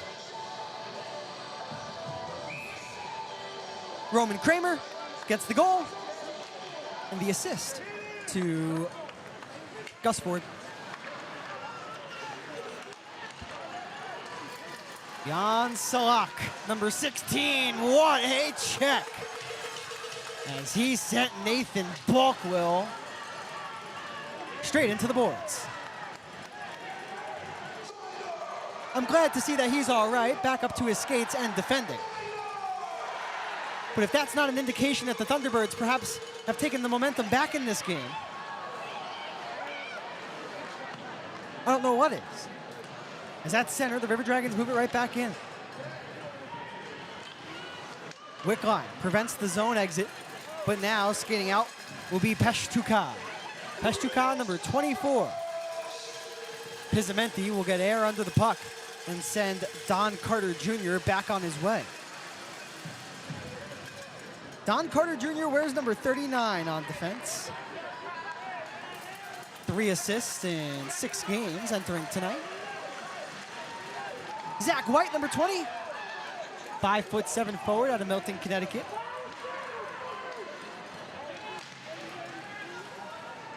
He's one of those long-time point producers for Twin City. Colton will work it around. Sabat near half boards, but Gus Ford keeps it in. White wraps it around the net, look to the front. But the River Dragons did a nice job getting the stick in the way and forcing Farmer all the way back.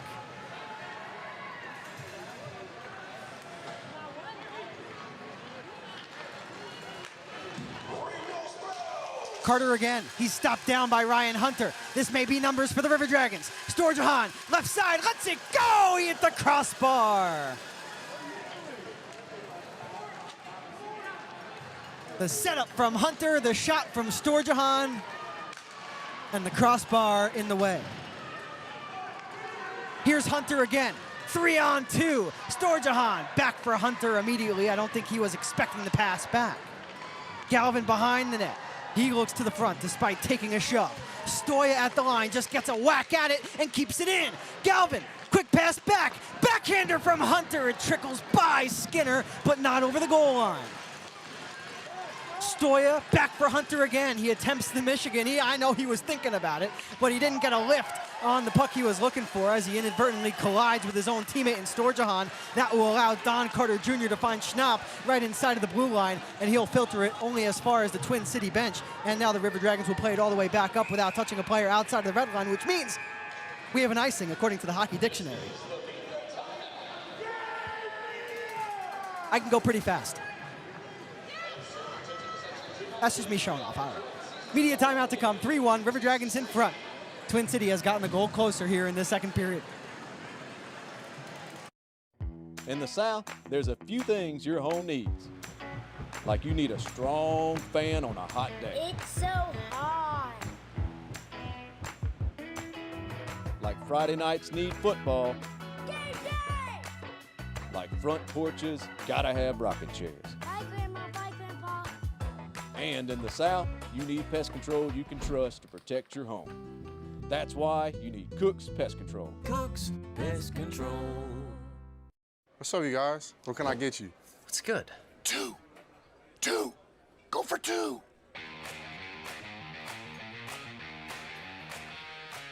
How about the 2 for $25? You get 1 that and 2 entrees, like our new grilled cheese cheeseburger. Let's go for it. That's right. We always go for 2. Applebee's 2 for $25. 1 app and 2 entrees. That's eating good in the neighborhood.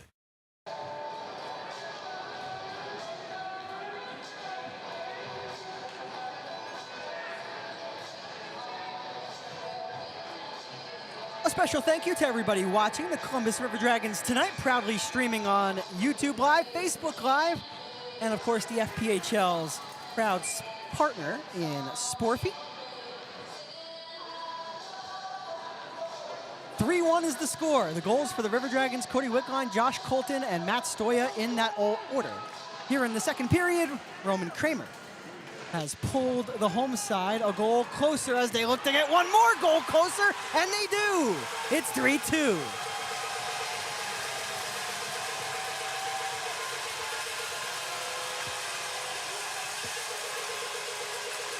A bang-bang play right off of the face-off coming out of the media timeout.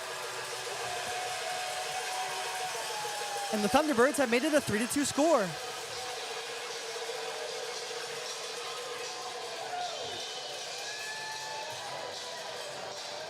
We'll see if the River Dragons can find it here in this second period.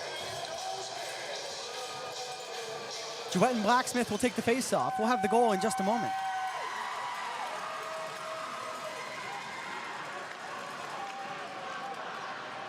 Jan Salak, dangerous pass. Puck taken by Wickline. Wickline has Blacksmith right next to him. But Salak will play it out through center. Over to the left side, the puck goes. Liam Blomqvist looking for it. Puck right at the far post. Roy in search of it. It lines up along the near side. Cade Hanley at the line.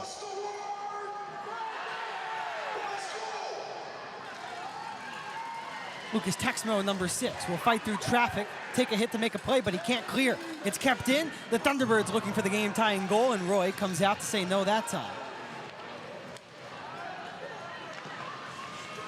Tyler Barrow throws a shove onto his man. He's the lone forechecker. He'll now come back to the bench as Columbus executes a wholesale line change, with their advantage dwindled down to just 1. Here's White. He's got Ford. He'll hover around the offensive zone. Pirouette. Quick shot. Roy stops it. He doesn't know where it is. And now Balkwill in the near corner will just toss it out. And what a perfect clear. I thought it was a perfect clear, but it had just enough for icing. The faceoff will come right back into the defensive zone to the side of Roy. The second goal and most recent goal for Twin City, Liam Blomqvist, number 22. In his first game with the club, coming from the Quad City Storm of the SPHL, only 1 assist on the goal, and it went to Jan Salak. As I mentioned, a bang-bang play. But the recipient is Blomqvist. As another shot from the line. That's a save by Roy. A lot of traffic in front. Sabad will ice it again. Underwood trying to negate it. But despite the hustle of the captain, getting there first will be his opposite number in James Farmer.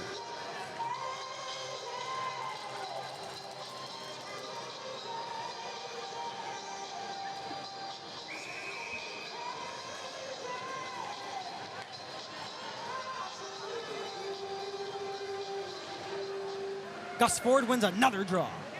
Blocked before getting to Roy. That was the bid from the line. Gus Ford tracks the puck down behind the net.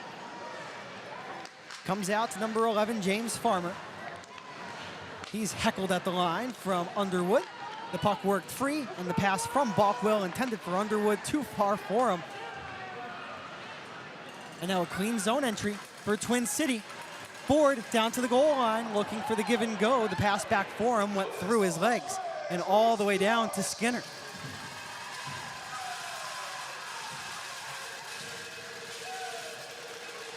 And this second period starting to look awfully reminiscent of what we saw in the first period. Of course, without the offensive production from the River Dragons, but just a big push from the Thunderbirds. As another one comes in. Who else? Gus Ford. Ford's got it. He'll pull it to his backhand, attempt to pass to the front. Galvin was there to read and intercept. And Storjahan will work it over to the far side wing. Colton tried to step up from the blue line into the play, but Twin City got there first, and they'll work it right back behind Roy.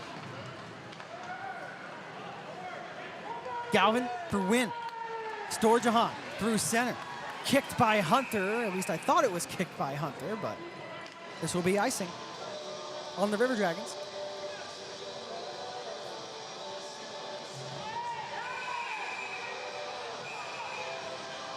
And now a conversation. It's Michael Mania and Alex Storjahan.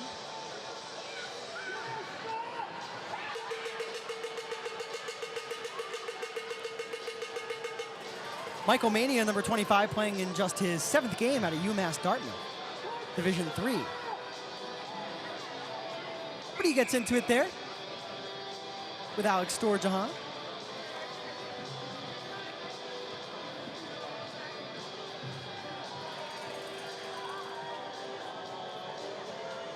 It's been a little bit of a disjointed second half to this second period for Columbus.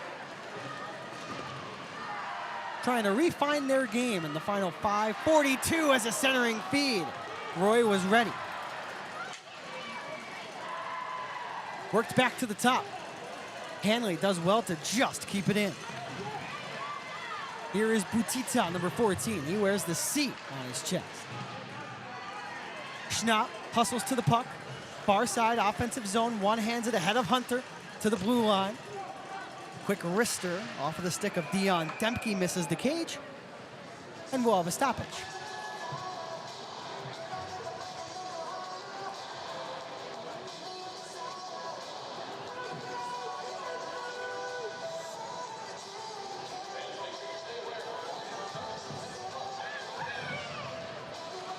Fans, this is a special reminder that you can get Tyler Roy's jersey straight off of his back, and not just Tyler Roy's, but Jewett and Blacksmith's as well. Here's how you do it. Just go to rdragons.com, click Fan Zone. The tab Online Auctions will take you straight to the River Dragons dash page where you can purchase raffle tickets for your chance to win one of those 2 jerseys straight off of the back of either Jewett and Blacksmith or Tyler Roy. The Jersey Off the Back initiative, something we're doing on the road all season. And congratulations, by the way, to the 2 winners of Ryan Hunter's and Tyler Barrow's jersey from Baton Rouge. Had a fun little video where both Hunter and Barrow announced the winners. As Barrow, right on cue, has the puck at center. Jewett and Blacksmith goes down to an E. Wickline stops down the puck. But outside of the blue line, he'll send it in on Skinner. He has not had a lot of traffic his way. And a line change to boot for Columbus.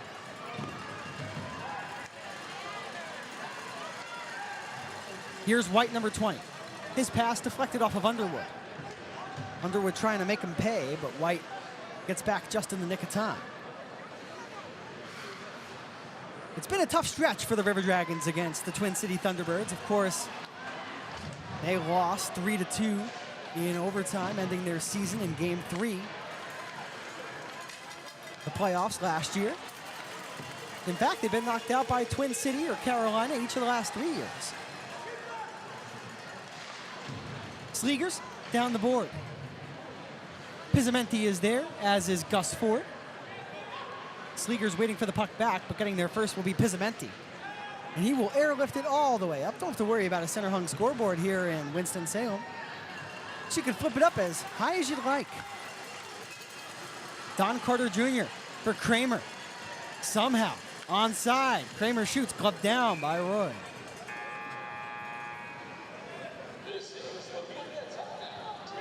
(3-2) the score, immediate timeout to come. You're watching Columbus River Dragons hockey on Facebook Live, YouTube Live, and Sportfeed.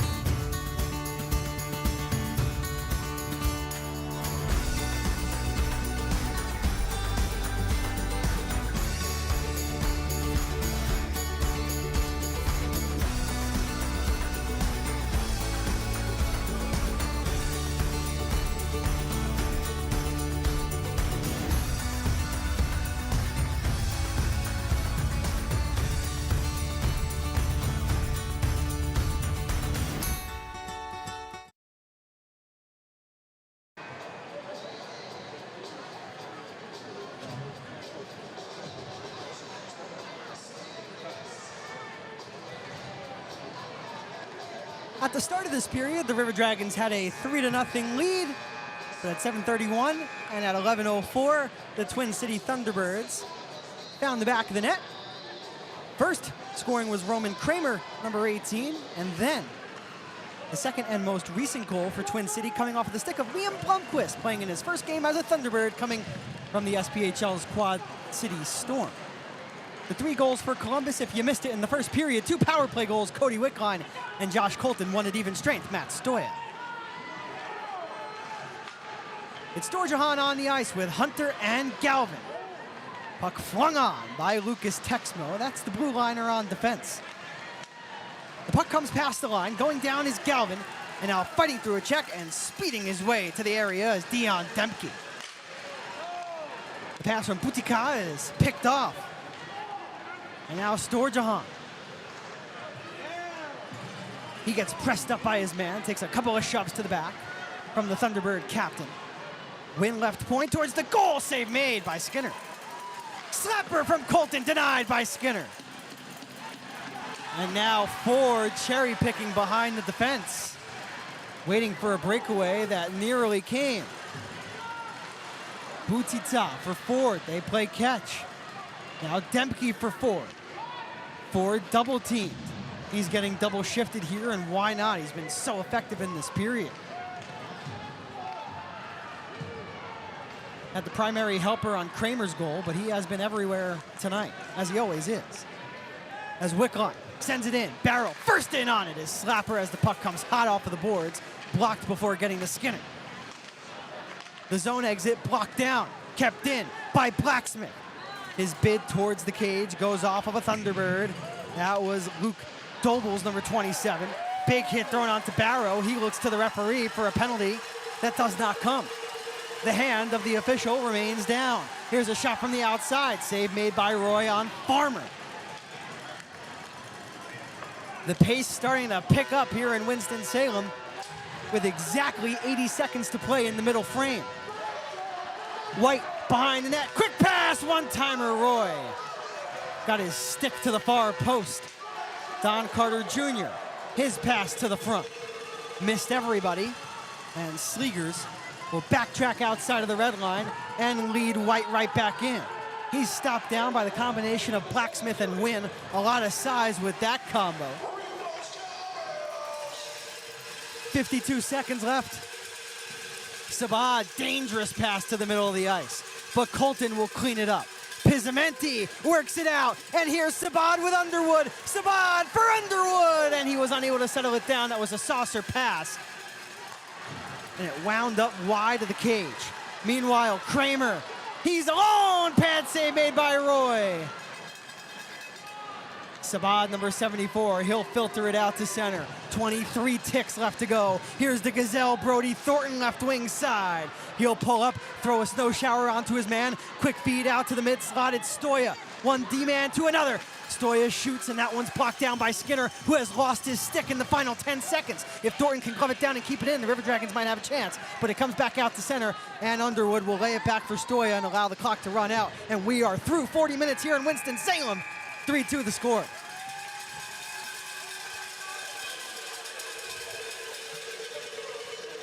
Heart pumping. Score 3-2. 20 more minutes of regulation time to come. 20 minutes of intermission time on the clock, which starts ticking away right now.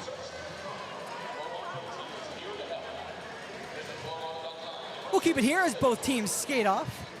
Of course, so much animosity throughout the years between these two teams in this building. You never want to go anywhere after a period comes to a close.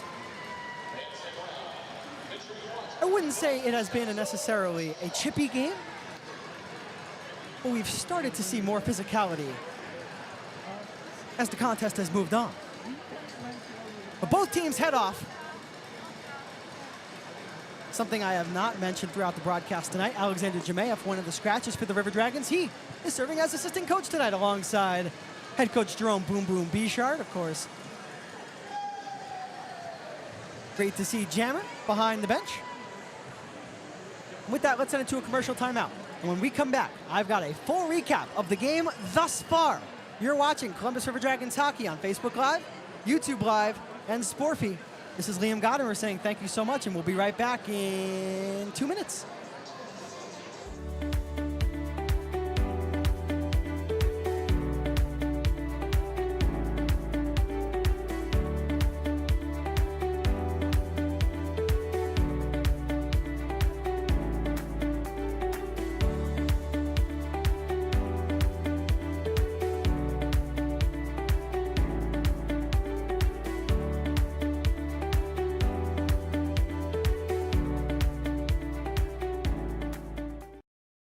It feels like just yesterday our healing mission began. Inspired by visionaries, answering a higher calling. For 75 years, we've cared for this community, body, mind, and spirit. From checkups to life-saving heart surgery, from welcoming new life to supporting mental health and healing. For 3 generations, we've stood by your side, and our story is just beginning. Inspired by purpose, we're shaping the heart of healthcare. Hey, it's Bill, your foodie guy, and you know I love food, right? So we've teamed up with Mike and Ed's Barbecue in Columbus on Schaumburg Road and our friends at Pepsi Buffalo Rock to create $1 Wing Wednesday. Look what I've got here. I've got a pile of wings, I've got my celery, and I've got my free Pepsi. I'll see you at Mike and Ed's on Schaumburg Road in Columbus. $1 Wing Wednesday. Vector Ply Corporation is a world-leading manufacturer of carbon, fiberglass, and Kevlar composite fabrics located in Phoenix City, Alabama. Our customers depend on us to produce iconic brands such as Malibu and Nautique boats, Cub Crafter airplanes, and the historic C8 mid-engine Corvette. Even the light poles surrounding the Columbus Civic Center were produced by a Vector Ply customer using Vector Ply fabrics. If you're looking for an exciting career with a growing manufacturer located right here in the Chattahoochee Valley, visit our website, vectorply.com, to learn more about Vector Ply and our opportunities. Hey, grab me one too.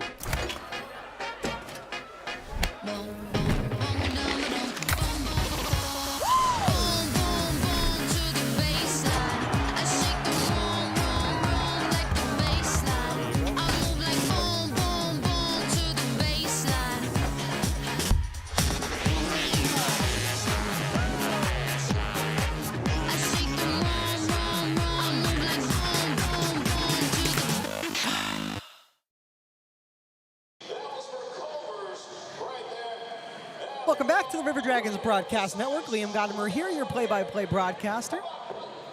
Live from the Winston-Salem Fairgrounds in Winston-Salem, North Carolina. The first ever season of the Twin City Thunderbirds. No longer the Carolina Thunderbirds, but a different name, still a bitter rival of your Columbus River Dragons. And after 40 minutes of play, we have a tight contest, and it didn't always seem like it was going to go that way from the start. Let's recap the contest from start to where we are right now. The first goal of the game was scored at 2:53. It was a power play goal for the River Dragons on the Public's power play. It was Cody Wickline, number 10, after being scratched in both games in Baton Rouge. He wastes no time getting himself on the board, scoring his very first goal of the season. The primary assist went to Ryan Hunter, number 88, who just continues his torrid pace to begin the season, and Tyler Barrow received the secondary assist. Alex Dorjahan getting so many assists, I just want to mention him on every single goal. But I'll get to the helper for Alex Dorjahan because there is one for number 4, but we'll get there. Columbus would go to another power play just a few minutes later, and they would score yet again. This time, it would be Josh Colton, number 5. The assist went to Tyler Barrow, that being the primary helper. The secondary assist went to Ryan Hunter. So for the first 2 goals of the game, both coming for the River Dragons, 88 and 8 assists on both of the goals. And then at 13:59, before the period was out, at even strength, it would be Matt Stoya. He scores his second goal, the first goal he has scored since ending the shootout and helping the River Dragons to earn 2 points on opening night in Florence, South Carolina. He finds the back of the net from the line, beating Dyson Skinner, the goaltender for Twin City, who remains in the pipes through 40 minutes of play, clean over the glove hand side. The primary helper went to Brody Thornton, number 65, and the secondary assist. I told you that Alex Dorjahan had an assist tonight, and there it is, the secondary assist on the goal from Matt Stoya at 13:59 of the first. But then the second period would come along, and the Twin City Thunderbirds would answer right back. First, at 7:31, at even strength, it would be number 18, Roman Kramer. Thorn in the River Dragons side. You can put him right up there with Gus Ford. And speaking of Gus Ford, he received the primary helper, and the secondary assist went to Don Carter Jr., number 39. Then at 11:04, it took Twin City less than 5 minutes to get themselves yet another goal, right after a media timeout, after a face-off in which you would have thought the River Dragons had things figured out, but a bang-bang play resulted in a goal for the home side, bringing Twin City to the 3-2 score where we stand at right now. Officially, Liam Blomqvist gets the goal.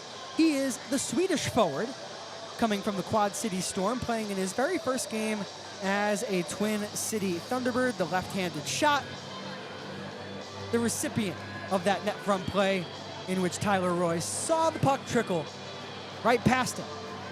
That's the second goal and the most recent goal for the Twin City Thunderbirds. It's just a 1-goal lead for Columbus as the third period comes your way. We're 12:45 away from the start of the third. The shots on goal in that second period, just 8 for Twin City, 17-16 Thunderbirds for the game. The penalties, there have only been 3 penalties in the game. Matt Stoya went off for a slash at 6:06 of the first, and then of course the 2 aforementioned penalties that resulted in the 2 power play goals for the River Dragons preceding the slashing minor from Stoya. First, it was a slashing minor at 1 minute and 55 seconds from number 19, Josh Slegers. And then at 3:56, number 6, Jacob Schnapp, went to the box, a 2-minute minor for the trip. Jacob Schnapp, of course, the best of the game, presented by Cook's Pest Control. Let's send it to one more timeout, and then when we come back, I've got the out-of-town scoreboard presented by Zelmo Zippin. We'll take a drive around the Federal Prospects Hockey League. You're watching Columbus River Dragons Hockey on Facebook Live, YouTube Live, and Sporfy. Let Shred Away, a division of the Overby Company, take care of all your document shredding needs. We can design a custom shredding program for your business today. No need to purchase equipment, no maintenance expenses, no need to prepare records for destruction, increase employee productivity, increase security, no worry. Was it really destroyed? Right now, all new customers can receive 10% off. Shred Away, a division of the Overby Company, locally owned and operated in downtown Columbus. That's Shred Away, 706-577-9668. What drives us to live for this game? Yep. There's the catch. Do we enjoy the pain? Is it chasing greatness? Or is it passion? Teetering on madness. We're here for one simple reason. We love football. All in, all season. Toyota, let's go, please.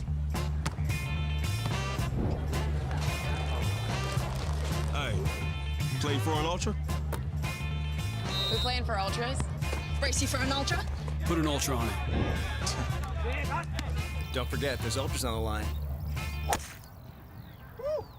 I didn't.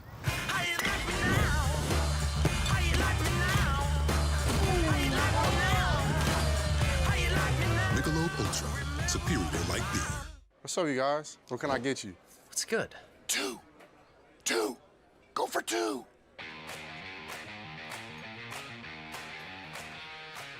How about the 2 for $25? You get 1 that and 2 entrees, like our new grilled cheeseburger. Let's go for it. That's right. We always go for 2. Applebee's 2 for $25. 1 app and 2 entrees. That's eating good in the neighborhood. Back here in Winston-Salem, Liam Godimer here with you. Less than 10 minutes left in the intermission, as the third period set to get underway between your Columbus River Dragons and the Twin City Thunderbirds. Columbus outscored Twin City 3-0 in the first period, and the Thunderbirds got a measure of revenge in the second, outscoring Columbus 2-0 in the second. And with that, it's now time for the out-of-town scoreboard presented by our friends at Zelmo Zippin. Let's take a drive around the Federal Prospects Hockey League. The Binghamton Black Bears and the Indiana Sentinels. Indiana hanging tough, but that game in the third period, Binghamton up 2 goals. It's 3-1. Danbury and Watertown in the second period. Got a 2-2 stalemate in that game. Port Huron and the Blue Ridge Bobcats. That game 2-1 in the second period. Of course, right here in Winston-Salem, the River Dragons holding a 3-2 lead over the Twin City Thunderbirds in the first meeting this season between the two clubs, and the first of 2 this weekend.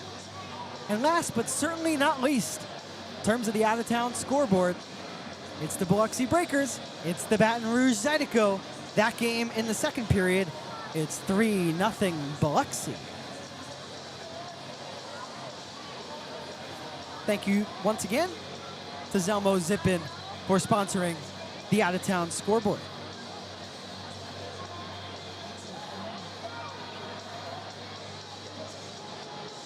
Fans, this is a reminder that you can still get your season tickets today by calling our front office at 706-507-4625 or by visiting our website at rdragons.com. Opening night is coming up.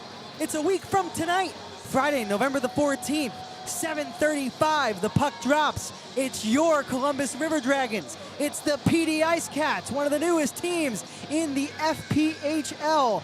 The team that really took Columbus to the limit on opening weekend, and now they come into our house, and it all starts a week from today on November the 14th. Be sure to get your season tickets, but be sure to get your tickets to that game regardless. Why? Because the first 3,000 fans to opening night on Friday, November 14th will receive a co-branded beanie courtesy of Publix. I've got to see one in person. You're going to want one. You can rep the River Dragons. You can rep your favorite grocery store in Publix, all in style, while cheering on the River Dragons in a chilly Columbus Civic Center ice rink. Be there or be square. Opening night, November the 14th, 7:35. The puck drops. ourdragons.com or call 706-507-4625. And in addition, we've got some exciting news. You can now purchase your very own customizable Outdoors Night jersey. These are the exact jerseys our players will be wearing for Outdoors Night on January the 31st. Brought to you in partnership with Realtree and Buffalo Rock. Be sure to head over to ourdragonsmerch.com. You'll find it right on the homepage or under the Specialty Jerseys tab. The purchase window is open now through November 16th at midnight, so don't wait. You've got just 10 days to grab yours. Each jersey is $150, fully sublimated, not sewn on, and you can buy and customize as many as you'd like. And also a reminder that you can still receive, or purchase rather, your raffle tickets for tonight and tomorrow's Jersey Off of the Back, which is Tyler Roy, who is the man in between the pipes, and Joette and Blacksmith, number 46. Be sure to head to ourdragons.com, click Fan Zone. Underneath that tab, you can hit online auctions. That takes you straight to the River Dragons dash page, where you can purchase raffle tickets for a chance to get your hands on the jersey straight off of the back of both Tyler Roy and Joette and Blacksmith. And one more thing to tell you all about. I mentioned it in the first intermission, and I will say it once again because it is the truth. And it's never a bad thing to regurgitate the truth. The best deal I have ever laid my eyes on. For just $40, you can get the best value in Columbus. Do not miss the River Dragons Family 4-Pack, proudly presented by Chick-fil-A in Midland, Buffalo Rock Pepsi, Brewster's, WTVM, and the Columbus Civic Center. For just $40, you'll get 4 upper-level tickets to a River Dragons game, 4 hot dogs, 4 boxes of popcorn, 4 Pepsi drinks, and 4 Chick-fil-A entree coupons. Family 4-packs are available for select game nights, November the 22nd, December 20th, January 10th, February 7th, March 7th, and April 11th. You can purchase your tickets right now for the November 22nd game by scanning the QR code on the screen. But hurry, you must order by noon the day before the game. By afternoon Friday, and you miss out on the building swag. Pick up your packs early at the River Dragons office or on game day at the Family 4-Pack table by the east entrance at the Columbus Civic Center. With that, let's leave it here at the Winston-Salem Fairgrounds. 4 minutes remains in the intermission. The River Dragons holding on to a small 3-2 lead.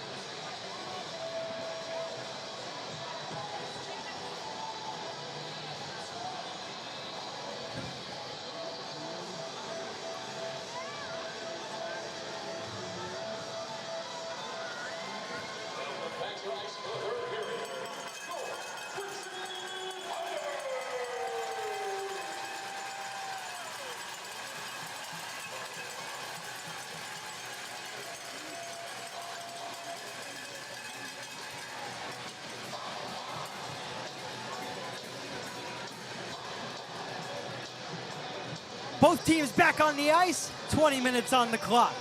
The Columbus River Dragons have 3 goals. The Twin City Thunderbirds have 2. For Columbus, all 3 tallies came in period number 1, while for Twin City, in the middle frame, they got their measure of revenge, pulling themselves within 1 goal of Columbus. In this final frame, the River Dragons will skate from left to right.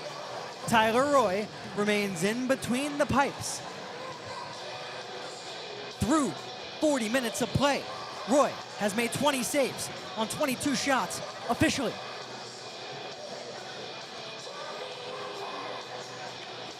Protecting the goal will be Josh Colton and Mike Wynn. Playing up front will be Cody Wickline, Tyler Barrow, and Joetten Blacksmith. Some changes from head coach Bouchard. Tyson Skinner still in the net for Twin City. And we are underway here in the third. Here is Tyler Barrow. He'll brace himself. The puck flipped out of the zone, goes into the Twin City bench. And the faceoff will come right back into the Thunderbird zone. Twin City still looking for their 2nd win of the season. 1-5-0-0-0 entering play tonight.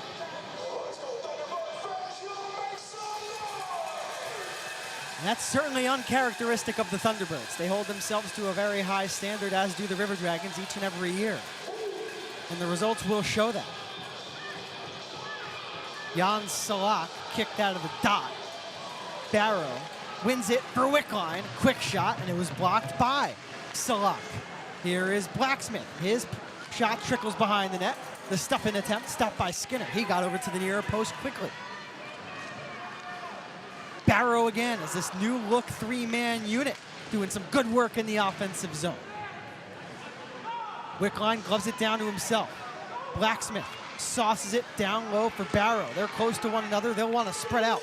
D to D, Colton goes for Wynn, and despite not being able to handle it cleanly initially, Wynn will still whack it down deep. But now he's forced to backtrack onto it in front of his goaltender. It's stretched through the middle. Sabat looks for a teammate, but it's turned over. And now Gus Ford will smartly filter it off the far boards in the offensive zone. Colton all the way down the ice. Getting to the puck first is Sabat, and getting the freeze onto the puck is Dyson Skinner. Not allowing anything else to come out of that play, which was all generated by the hustle of Kevin Sabat and the head-up awareness of Josh Colton to throw it into an area, knowing that 74 White was going to get there first. So despite some changes in the lines, Pizamenti, Sabat, and Underwood remain together, and it is Sabat who got an opportunity off of the draw, and Skinner got the blocker up. Here's Underwood! Oh, what a save by Skinner! Pristine passing. Sabat to Pizamenti to Underwood, who had nobody near him in the low slot. And how Dyson Skinner got over from the near post to square himself up with the captain and close up shop to prevent anything from beating him down low. It's beside me. That's just excellent goaltending, and if you're the captain, you've got to tip your cap. And too many times this season, Kirk Underwood has had to do just that. He's ran into some good goaltenders and has gotten stopped on some grade A looks.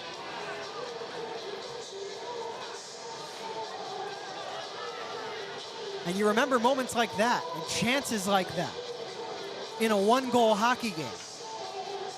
Because I'll tell you, for everybody watching, a 1-goal lead looks a lot better, or a 2-goal lead looks a lot better than a 1-goal lead.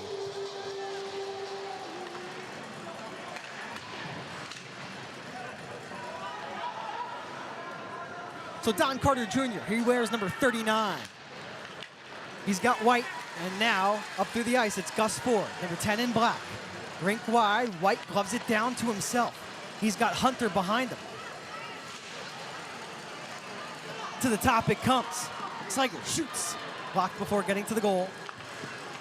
Hunter will intentionally backhand it behind his own net and allow Balkwill to find Pizamenti, who will lay it north for Underwood, who gets air under it and will hustle to the bench for a line change.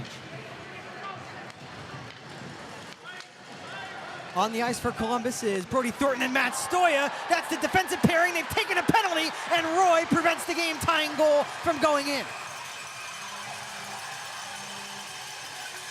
Stoya and Thornton got all mixed up. A tripping penalty comes as a result, and it's not going to be on Columbus. It's going to be on Twin City, I think.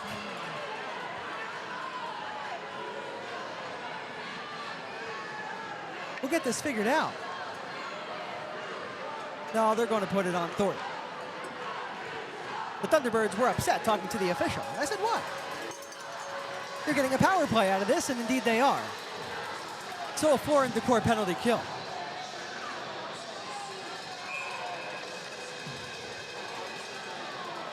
Big moment in this hockey game. Storjahan off of the face-off, cannot dump it all the way out. So Jan Salak, number 16. No Gus Ford on the ice to begin the power play as Carter Jr. lets it go. Winds up onto the stick of a teammate. That's Dion Demke, one of two blue liners on the ice. Demke and Carter Jr. on defense. Carter Jr. at the top. He'll weave right around Storjahan. It's a big body with a lot of strength to work around. Jan Salak, his pass, he whiffed on it. And now Ryan Galvin shorthanded. Here comes number 28 in white. His backhander was slowed down before getting to Skinner, who still made no mistake to stop it. 16:40 to go in regulation. 55 seconds elapsed on the minor penalty to Brody Thornton. Cleared out by Joel Texma. Solid shorthanded shift there from number 95. He remains out onto the ice.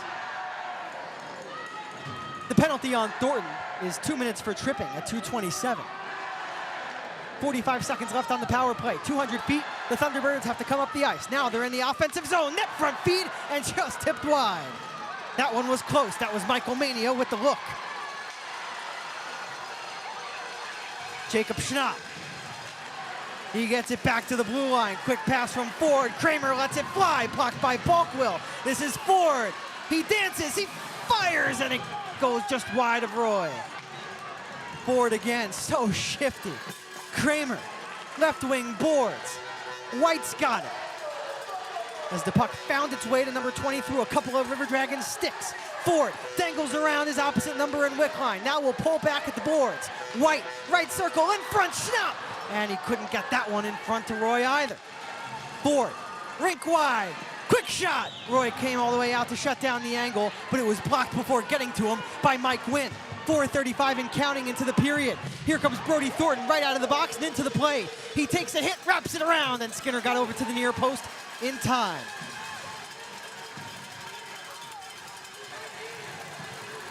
Floor and Decor penalty kill over. We return to even strength. Brody Thornton now arrested after 2 minutes in the box.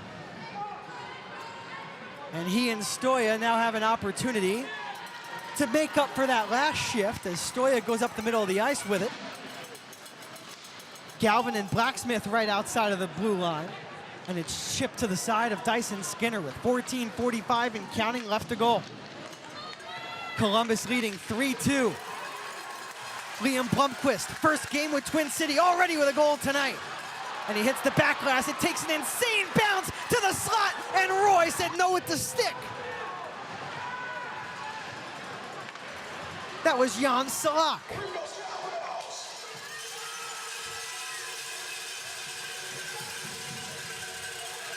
Blomqvist again. He's double teamed. And now Jewett and Blacksmith. Smart pass in a tight area for Ryan Galvin. His attempted feed made connection with a Twin City stick. That's why the puck goes up into the air, up over the glass, hits the mesh. We have a whistle and immediate timeout. 5:51 into the third. Crisis averted as the River Dragons kill off the Twin City power play to begin the final frame. Columbus 3, Twin City 2. We'll be right back in a flash. Vector Ply Corporation is a world-leading manufacturer of carbon, fiberglass, and Kevlar composite fabrics located in Phoenix City, Alabama. Our customers depend on us to produce iconic brands such as Malibu and Nautique boats, Cub Crafter airplanes, and the historic C8 mid-engine Corvette. Even the light poles surrounding the Columbus Civic Center were produced by a Vectorply customer using Vectorply fabrics. If you're looking for an exciting career with a growing manufacturer located right here in the Chattahoochee Valley, visit our website, vectorply.com, to learn more about Vectorply and our opportunities.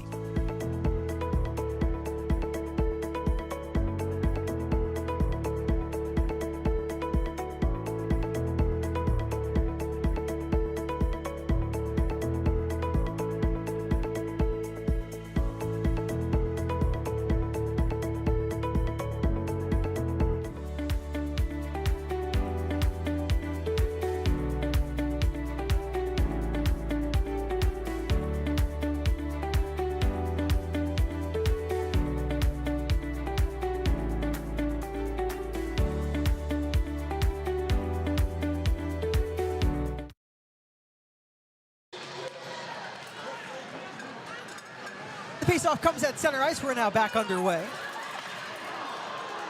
Tita with the opportunity. Roy got a piece of that with the pad. Puck kept in by Don Carter Jr. Lucas Texmo, number 6. He'll stretch it out. Storjahan on the backhand from the center ice red line. Puck moved along by Skinner. And played out successfully without icing the puck by the Thunderbirds. And now Columbus back on the offensive. Ryan Hunter with Ryan Galvin and Alex Storjahan on the ice. But Schnapp, the pest of the game, presented by Cook's Pest Control, makes the good defensive play.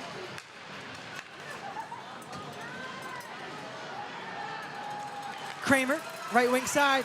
It's White, a 2-on-1, and Roy made a save, and the crossbar may have gotten a piece of the puck too.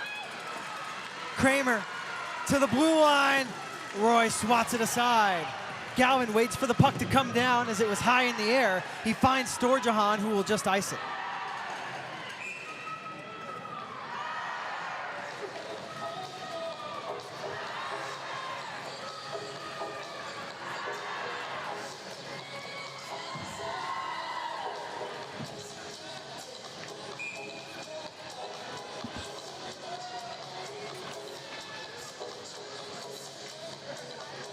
Gus Ford takes the faceoff. Ryan Galvin opposes him. Ford knew he was going to lose that faceoff, so he drove right to the goal line, and it was a smart play as the puck comes to the crease, and Roy has no choice but to dive right on top of it. And play blown dead.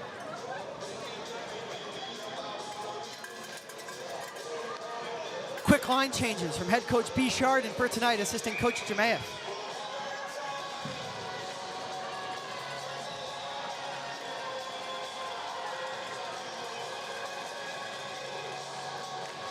Ford on the face-off again, but he has a different opponent. This time, Ben Pizzamenti, but Ford wins the puck. Kramer from the corner to the front. Ford now has it rink wide, and Roy! What a save with the pad! You talk about highway robbery. Well, number 35 shows you just that with that stop. I mean, you talk about a grade A+++ look to tie the hockey game for the Thunderbirds. That's what that was. And Tyler Roy said, get out of here with that one. But White walks right back in. Roy with the goal stick, tried to play it away from 20, and now he's ridden into the corner boards by the combination of Brody Thornton and Matt Stoya. Stoya cannot clear. It's kept in by his opposite number right at the top of the zone. That's number 36, Dion Demke. He'll roll it around. Pizzamenti has an opportunity on his forehand to get it out of the zone. He'll do just that. What a pass from Pizzamenti to Barrow, who shoots, and it's gloved by Skinner. He drops the puck. Right for his defense. Play will not be stopped. The Thunderbirds will move it right back into the Columbus zone. Barrow looking for one more opportunity, but that feed missed him from outside of the red line, and we have an icing on the River Dragons. Face off to come right back to the side of Tyler Roy.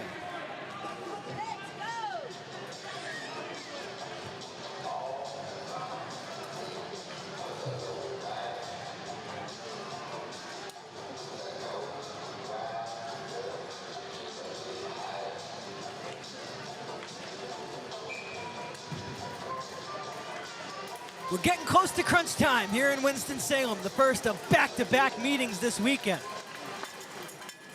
Columbus with the narrowest of leads. It's 3-2. Cody Wickline looks for Barrow. He'll tip it, so we've got no icing. Barrow goes head-to-head with Luke Dobles, number 27. But despite his pressure, it's played to the blue line, caught down by Balkwood, who will go D-to-D for Texmo and ladled by Wickline to himself as he allows the remainder of his teammates on the ice to get a change. And Wickline wins the battle against 5 Thunderbirds. Plays it to the near boards. Josh Colton already with a goal tonight. The puck bounces. Back for the Thunderbird defense. James Farmer goes into the corner. It's the only spot he had available. But now Twin City will get it in over the line. Here's the captain, Butita. He'll play it down into the corner. Jan Salak is there as well. Storjahan waits for the puck to get to him. But as the pest of the game and the fire starter of the night come together, it's Schnapp who takes the puck. Salak behind the net. Quick shot, and Roy got his glove up. Tense moments here in Winston-Salem. Mike Wynn has no option but to backhand it to the other side of the ice. And wouldn't you know it, the puck is overtaken by number 3, Cade Hanley, the defenseman who's pinching up. Clearing attempt, does get out of the zone. Onto the right stick, baby. That's Ryan Hunter. He draws a penalty. And the Thunderbirds will go to the penalty kill. River Dragons to the Public's power play once Twin City touches up. Hunter still has us the puck, but I don't know if possession was gained there, but the linesman is going to give Twin City the benefit of the doubt, blow the play dead, and the power play to come for Columbus, all thanks to number 88. I'm going to take a quick break, but when we return, a Public's power play for the Columbus River Dragons. You're watching Columbus River Dragons hockey on Facebook Live, YouTube Live, and Sportfeed.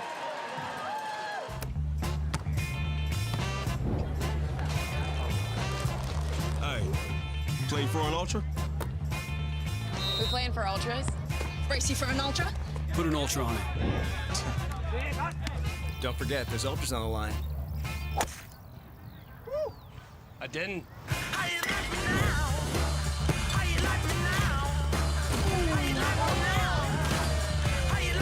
Michelob Ultra, superior light beer. Every day we're on the road, dedicated to servicing our community and neighbors. At Air Force Heating and Air, we're committed to your family's comfort all year round. Whether you need repairs, maintenance, or new system installation, the Air Force team is here for you, residential and commercial. Plus, we offer duct cleaning and sealant services, air quality and virus protection, and plumbing. Call Air Force Heating and Air today. Serving you is our top priority.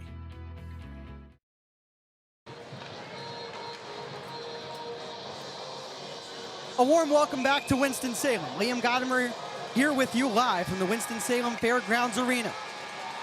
Columbus on the Public's power play. Josh Colton already with a power play goal tonight. His pass too hot to handle for Barrow. Wickline for Barrow into the circle. Storjahan back for Storjahan, who scores!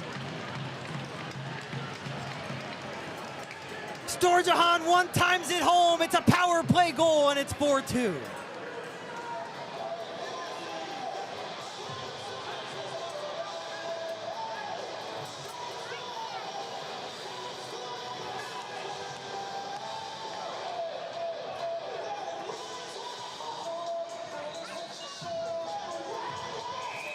So the fire starter of the night gets himself on the board with a goal to add to his assist. And Columbus have extended their lead from 1-2 with a power play goal.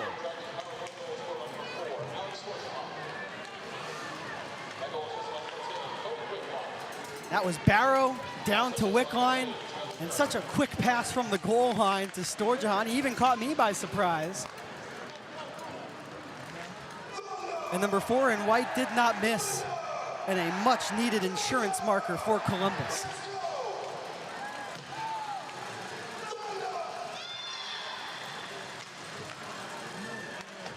Barrow right next to the Thunderbird bench. We'll move it over to the near side of the ice, into the corner. Blacksmith, the lone forward checker, but he'll go off for a line change. Now can Columbus stave the Thunderbirds off for the final 8:37? Underwood with Sabat and Pizzamenti. Pizzamenti gets tangled up with Don Carter Jr. Gets brought down to a knee. And Sligers will find White. Kramer in over the attacking line. White keeps it in. Sauces for Farmer. Down into the corner. Now to the slot. Hopped over the stick of Ford, who has it back.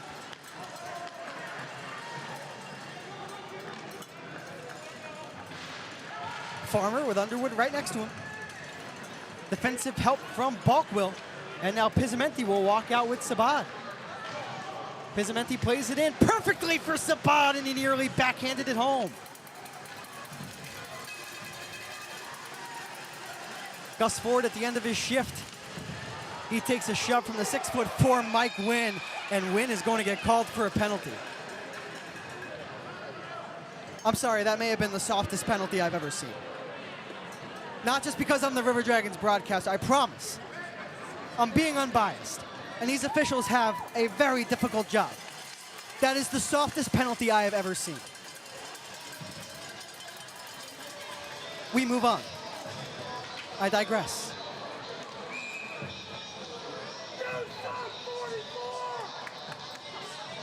Well, that's not very nice. I happen to know number 44. He's a very nice man. Gotta love the crowd here in Twin City.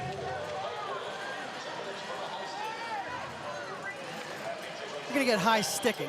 So excuse me, I thought it was just a little bit of a shove, but the stick did get up high from Mike Wynn. It's maybe not the softest call I've ever seen. But now a foreign to court penalty kill for the River Dragons. As in the box goes Mike Wynn, 2 minutes for a high stick.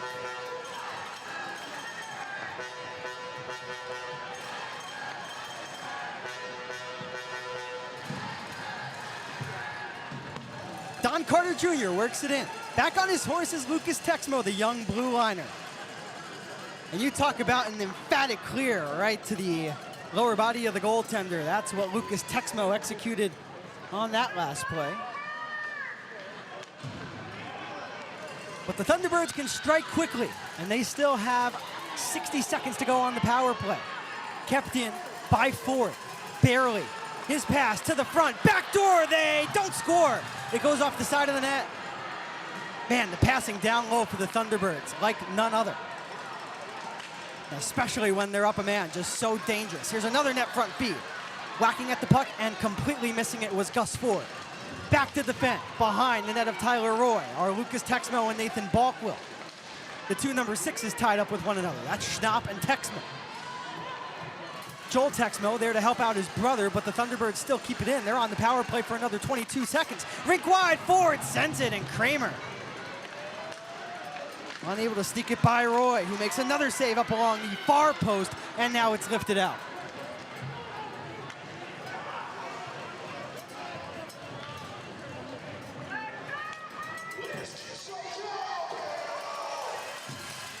That does it for the foreign to court penalty kill.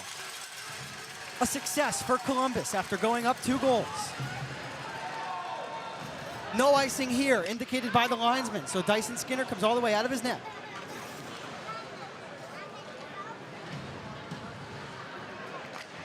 To recap you on the River Dragons' 4th goal of the night. Hold that thought. Quick save by Roy. A slapper from the low slot. That was blocked by Wynn right out of the box. And now cleared past the line. The 4th goal for Columbus came at 10:33 of the 3rd. It was Alex Storjahan, assisted by Cody Wickline and Tyler Barrow. So make it a 3-assist night for Tyler Barrow. Cody Wickline has a goal and an assist. Ryan Hunter has 2 assists. Brody Thornton has got himself on the score sheet. Alex Storjahan with a goal and a helper. Everybody producing. Matt Stoya, his 2nd goal of the year. Carter Jr. Galvin all over him. Strips him of the puck. But inside of the defensive zone and work to do. It's kept in. Mania.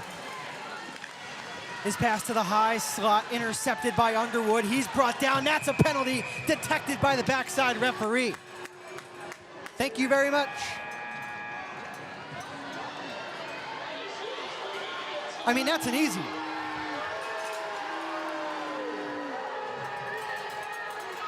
Jan Butita, the captain, will take a seat. And remember, it was Butita who took the penalty that resulted in the Storjahan power play goal that has the advantage to where it is right now, 4-2 River Dragons. With that, let's send it to a quick commercial break. We'll be right back to the Public's power play. Hey, it's Bill, your foodie guy, and you know I love food, right? So we've teamed up with Mike and Ed's Barbecue in Columbus on Schaumburg Road and our friends at Pepsi Buffalo Rock to create $1 Wing Wednesday. Look what I've got here. I've got a pile of wings, I've got my celery, and I've got my free Pepsi. I'll see you at Mike and Ed's on Schaumburg Road in Columbus. $1 Wing Wednesday. See you there. Dad, are we there yet? Not even close. Sweet.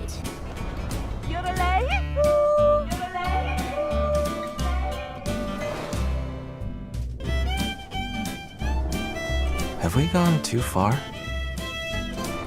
Maybe, but life's too short not to.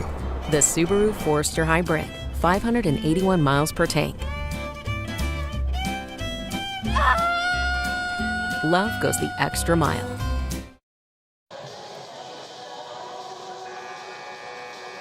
It will not be a Public's power play. Coincidental minors. Underwood and Butita both go to the box.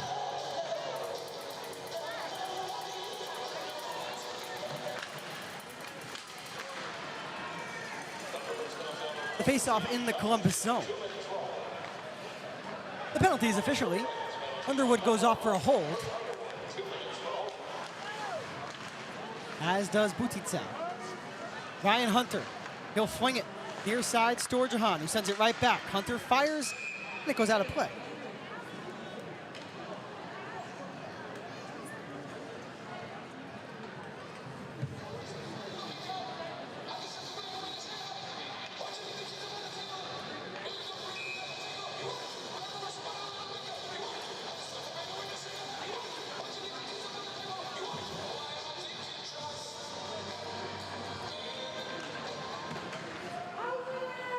Stoya collects off of the draw win. His wrister sends a stick way up into the air. Zach White says that's an expensive stick, you know.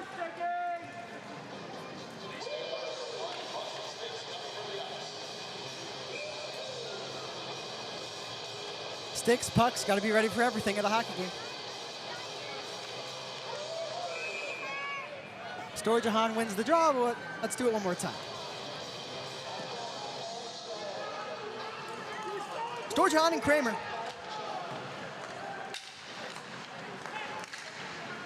Here's Brody Thornton, quick pass, going from his backhand to his forehand, all in one motion was Stoya. He does well to keep it in. Thornton, Bornan coming, Storjahan, and it goes off of the glove of Skinner. He was that close to two tonight. Thornton back for Storjahan. Storjahan goes down as he's wrapped up by Hanley. And now White. That may have been offsides, but it's not going to matter because Brody Thornton made the defensive play, and he'll allow Ryan Hunter to work in one-on-one. He'll try to dangle straight around Hanley, who would have none of that. He bodies 88 off and forces him to go grab a line change with 3:10 left to go in regulation time. The two teams skating four-a-side for another 40 seconds. Underwood and Butita in the box. Here's Gaspard, he's got a step, and Roy kicked it aside. But there's going to be a penalty on the play, and Columbus will be shorthanded. It's going to be a slash.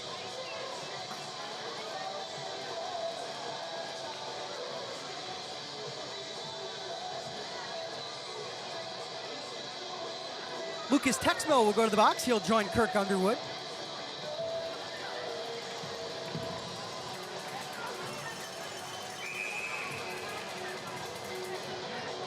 So we'll skate 4-on-3 for another 28 seconds.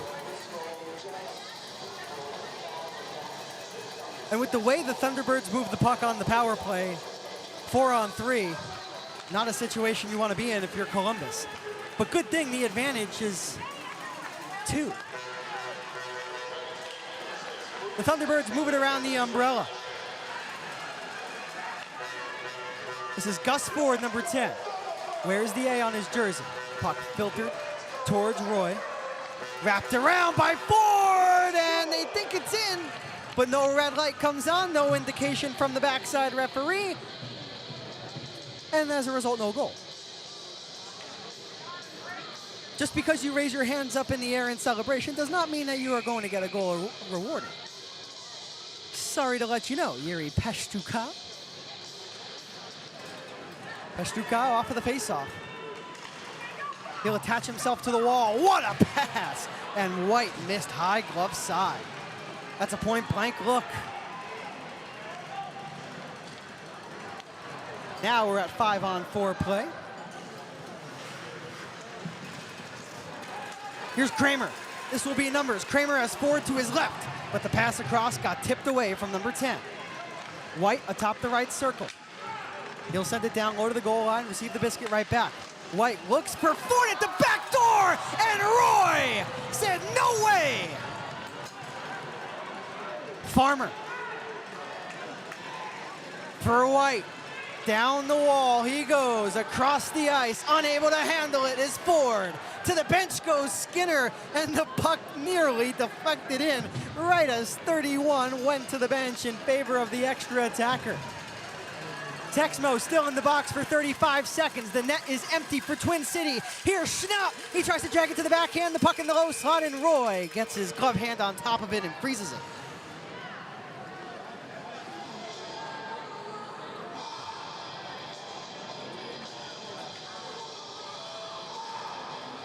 We'll see if there's a timeout coming here for head coach Steve Harrison and the Thunderbirds. You have to imagine it's coming. Clipboard out. Only one player in the dot. That's Schnapp. He'll go to the bench.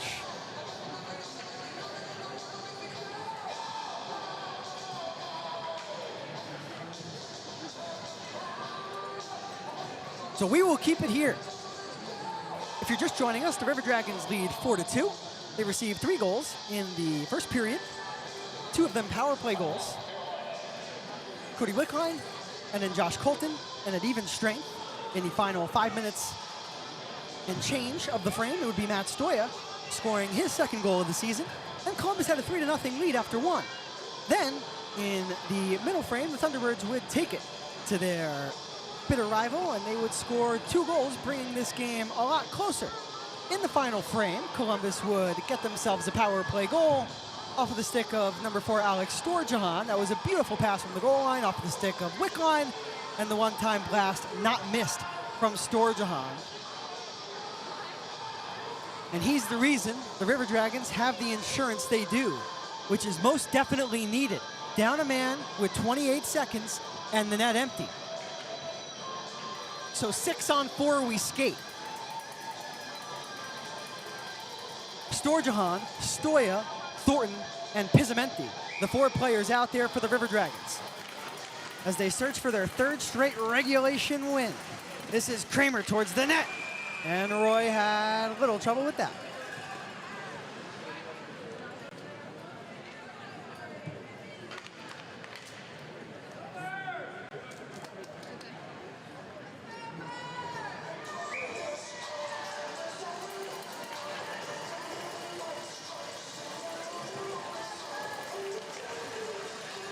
.80 seconds to play in regulation.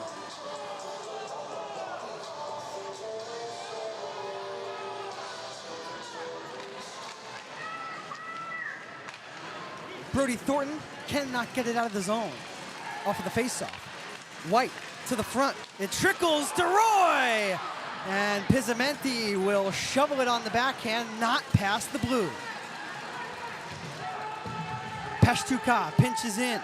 Puck in the left wing corner. This is Liam Blomqvist, already with a goal tonight. Less than a minute remaining in the game. Here's Ford to the net. That took a tip. And they score! It's Kramer.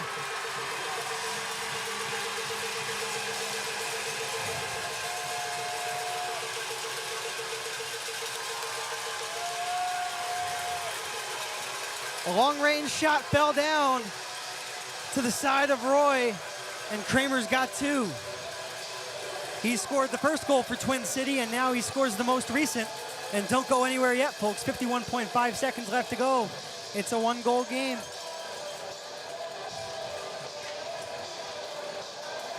And now is it head coach Jerome Boom Boom Bichard who takes his timeout to perhaps settle down his team. Dyson Skinner with the faceoff coming at center ice.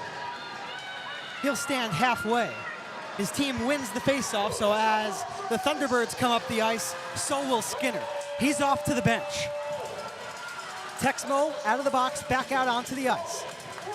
6 skaters on for Twin City. Out there for Columbus, Texmo, Barrow, Balkwill, Blacksmith, and Underwood. It's in the far corner to the left of Roy with under half a minute to go. The River Dragons doing a nice job pinning the puck up along the wall, but now it comes loose. This is White, number 20, he shoots, and it's gloved by Roy.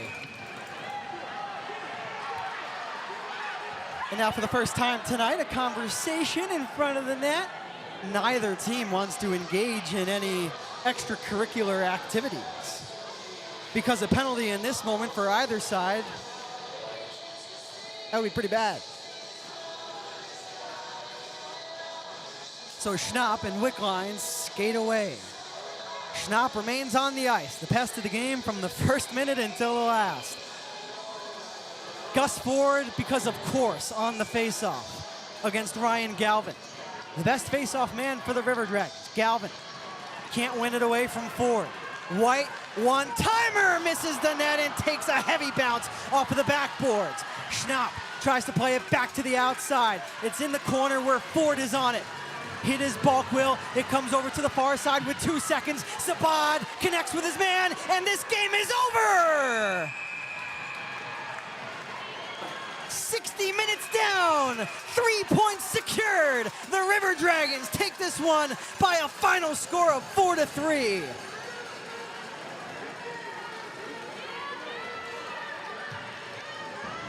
What a game tonight. It was really a tale of two periods, I will tell you. The first period, the River Dragons got all of the goals, and there was a push from the Thunderbirds, and that push would be executed in the second period, where Twin City would score themselves twice and get themselves close in this game. In the final frame, Columbus would get themselves a much-needed insurance marker off of the stick of Alex Storjahan. One late goal made this into a 4-3 score. A little bit too close for comfort, but Columbus hangs on. They win this game and will skate away tonight with 3 points and keep the Thunderbirds at just one regulation win this season. With that, let's send it to a commercial break, and then when we come back, I've got a full in-depth recap of tonight's contest. We'll take a look around the Federal Prospects Hockey League for the out-of-town scoreboard presented by Zelmo Zippin, and of course our next game, which is not too far away, folks. Tomorrow night, 7:35 p.m. right here at the Winston-Salem Fairgrounds Arena in Winston-Salem, North Carolina. Columbus looking to make it 12 points across the last 2 weekends. But more on that when we return to Facebook Live, YouTube Live, and Sportville.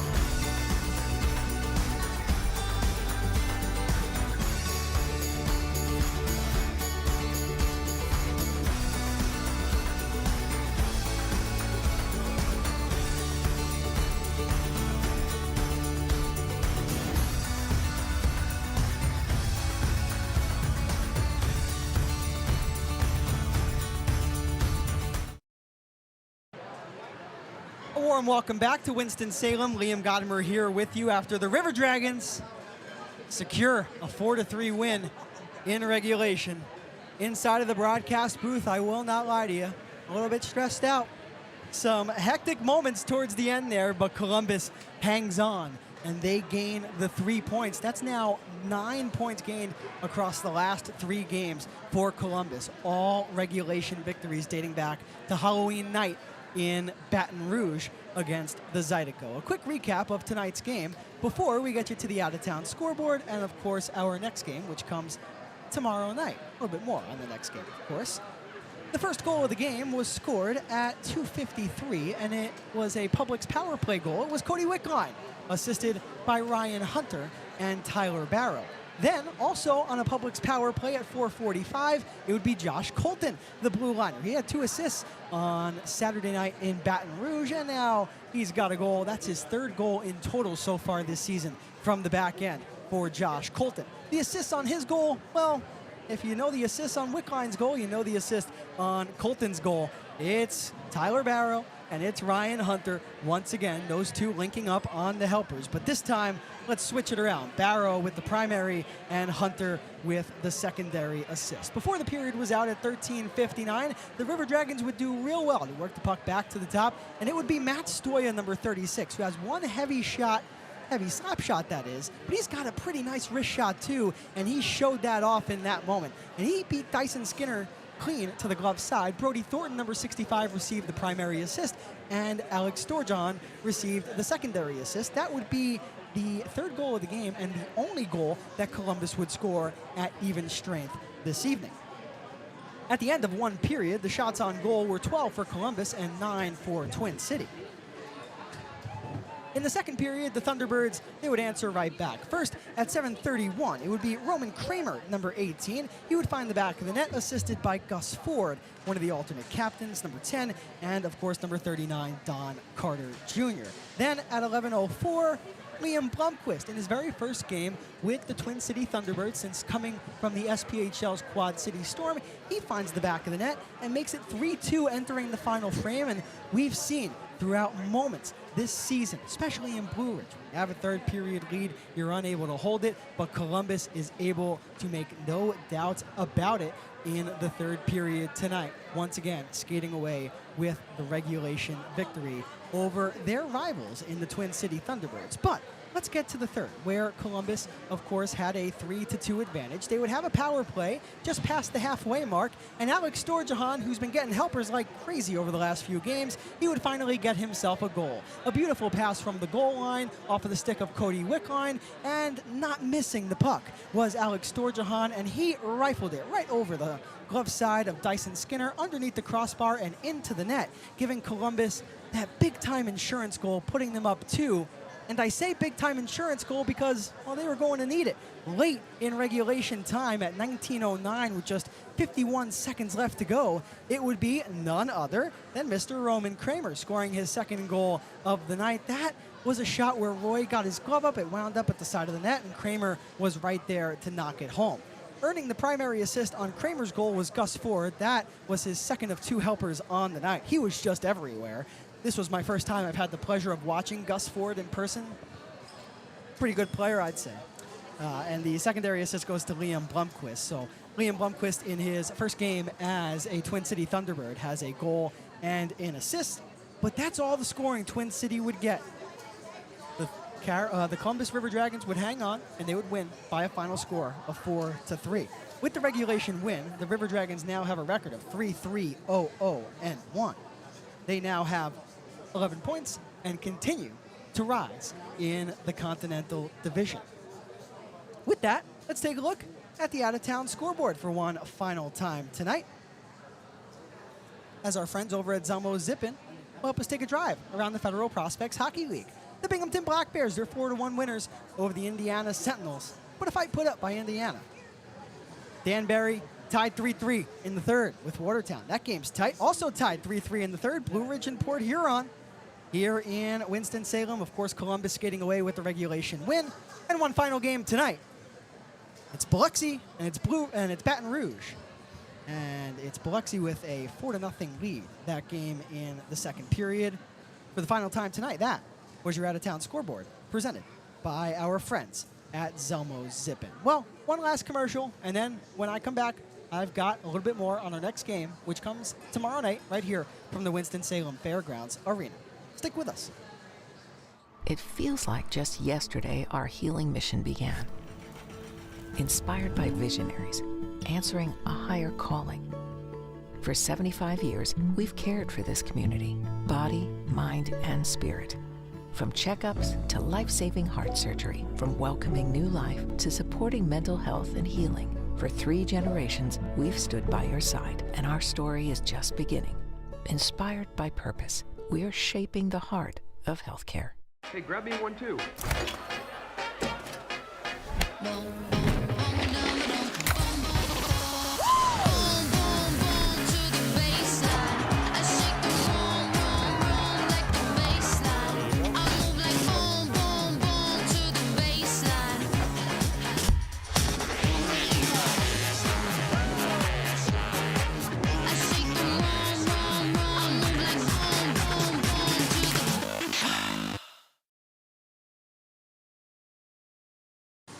Welcome back to the press box here at the Winston-Salem Fairgrounds Arena. Liam Godimer here with you as we say goodbye from the press box. But before we do, let's show you all our next game, which is coming your way tomorrow night, Saturday, November the 8th, against the Twin City Thunderbirds. These two teams will duel once again for the second of back-to-back meetings. Can Columbus make it 2 regulation victories in a row against Twin City and 4 regulation wins in a row in total? We'll find out come tomorrow night. The coverage, as always, begins at 7:05 p.m. on Facebook Live, YouTube Live, and Sporfy. Well, for the final time tonight, this is Liam Godimer saying the River Dragons win tonight by a final score of 4-3. For everybody who watched on YouTube Live, Facebook Live, and Sporfy, as always, thank you so much. We cannot do it without you, as the River Dragons earn themselves yet another victory and continue their hot stretch of play after a weekend sweep in Baton Rouge, Louisiana. Well, until next time, stay safe, stay well, and as always, the most important part, never forget it. Let's go River Dragons. Take care.